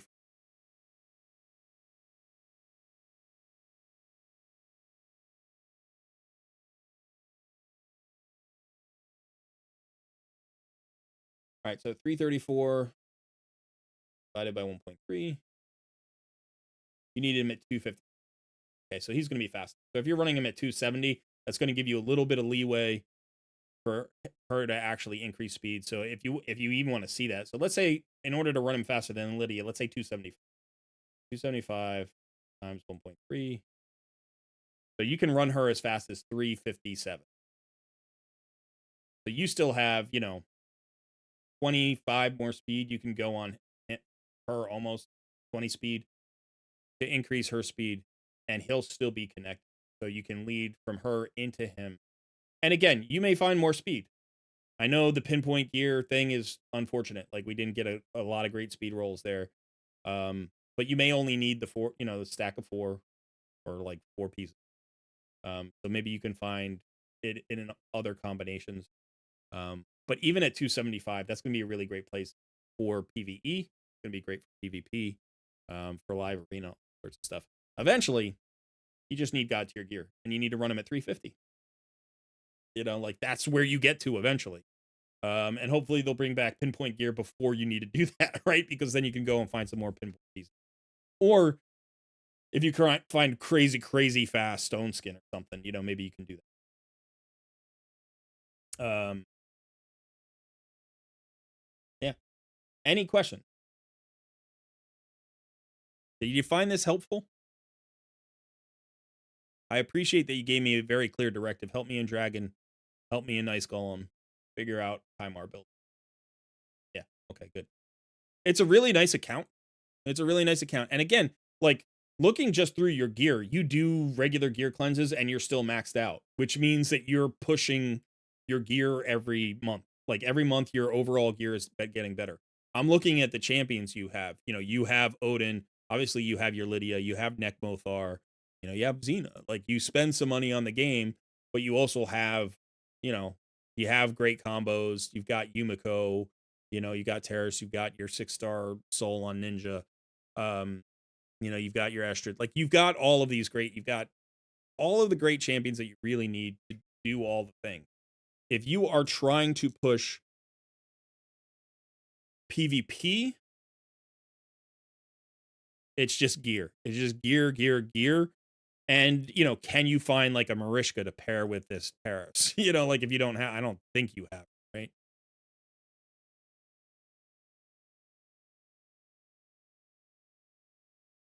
You know, can you find, like you have Ancora, can you find the White King, right? Like, can you find Narcissus? So there are still a few champions who are going to help you in PvP, but a lot of it's just going to be gear. It's going to be gear. It's going to be empowerments.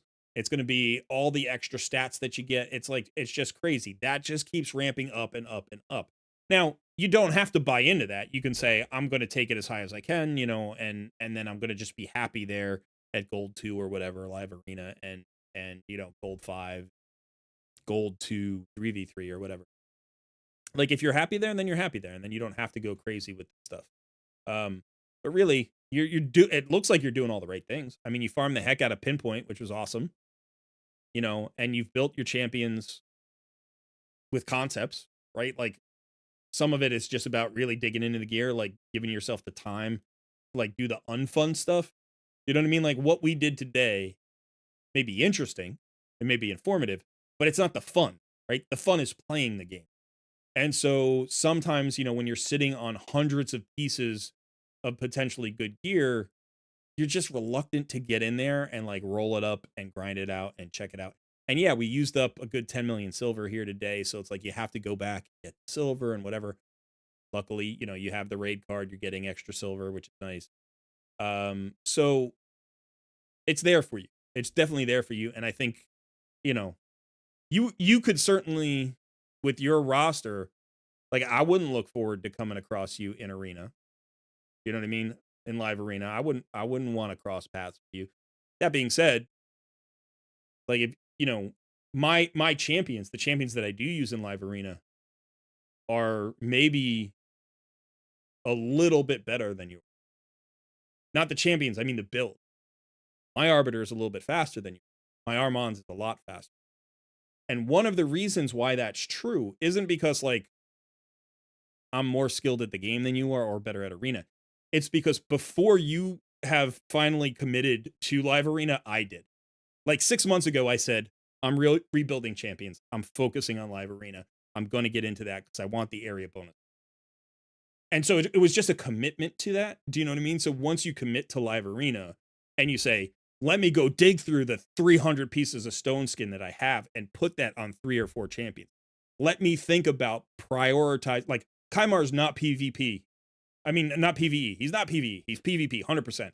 Or, you know, Yumiko is 100%. Like I'm not messing around with other things. Like I am committing my very, very best gear to my very, very best PvP champions. And I have to build 8 or 10 of them. Right? Because even though you're only picking 5, the opponent's picking 5. And sometimes Arbiter isn't the right pick. Are you picking first? Are you picking second? You need a go first team. You need a go second team. You need a flex team.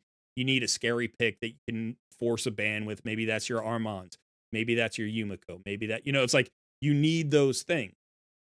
And so it's a minimum of 8 to 10 champions that you are just committing to live PvP, live arena. And that takes the emotional desire to do it. And then it takes the investment of time and energy to build those champions in the best way possible. So I'm there already. Like I did that already. And I could still use more because if I want to push into like gold 2 or gold 3, I'm going to have to. But you have those champions. You have the Terra, you have the Yumiko, you have the Armand, you have the Arbiter, you have those champions. You've got a double Taurus. That's insane. You know what I mean? Like you have the Wukong. So you definitely have really good options. The question is, are you still using them for PvE or not? So if you're still using Kimar for PvE and you want to use them for PvE and PvP, that's a different build than if you just want to use them for PvP. Potentially. I usually have to go with both. I'm like, if I got a Kimar, I'd have to use them in PvE. So the question is, how could I get him into a reasonable PvP build that still works in PvE?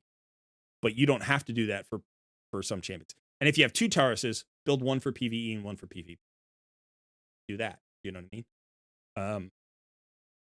Anyway, thanks for letting me tool around on your account. Thanks as well to my first takeover winner, Johan, I believe, right? What was your name? Johan. Yeah, I got it. Johan Ingverson. So thanks to both of my takeovers. As I mention every time, it is a sign of trust that one, you're willing to let me like have your account information, which is a big deal, but then also that you let me make changes to your account and offer you advice. And I'm not perfect either. I don't get everything right. You could probably look through chat and see people screaming at me for things that they've noticed that I haven't noticed. We're trying to do this all in a relatively short period of time, and also teach some things along the way. But I hope that you found it informative, and I hope that our viewers found it informative. And I will be back next Tuesday. Watch for the Fateless podcast. It should be up in the next few days. I do have to go and get them some thumbnail stuff. I got to remember to do that. And yeah, if you haven't voted, go vote. If you're in the US, go vote. That's it, everybody. Thanks so much for hanging out. I will see you again soon.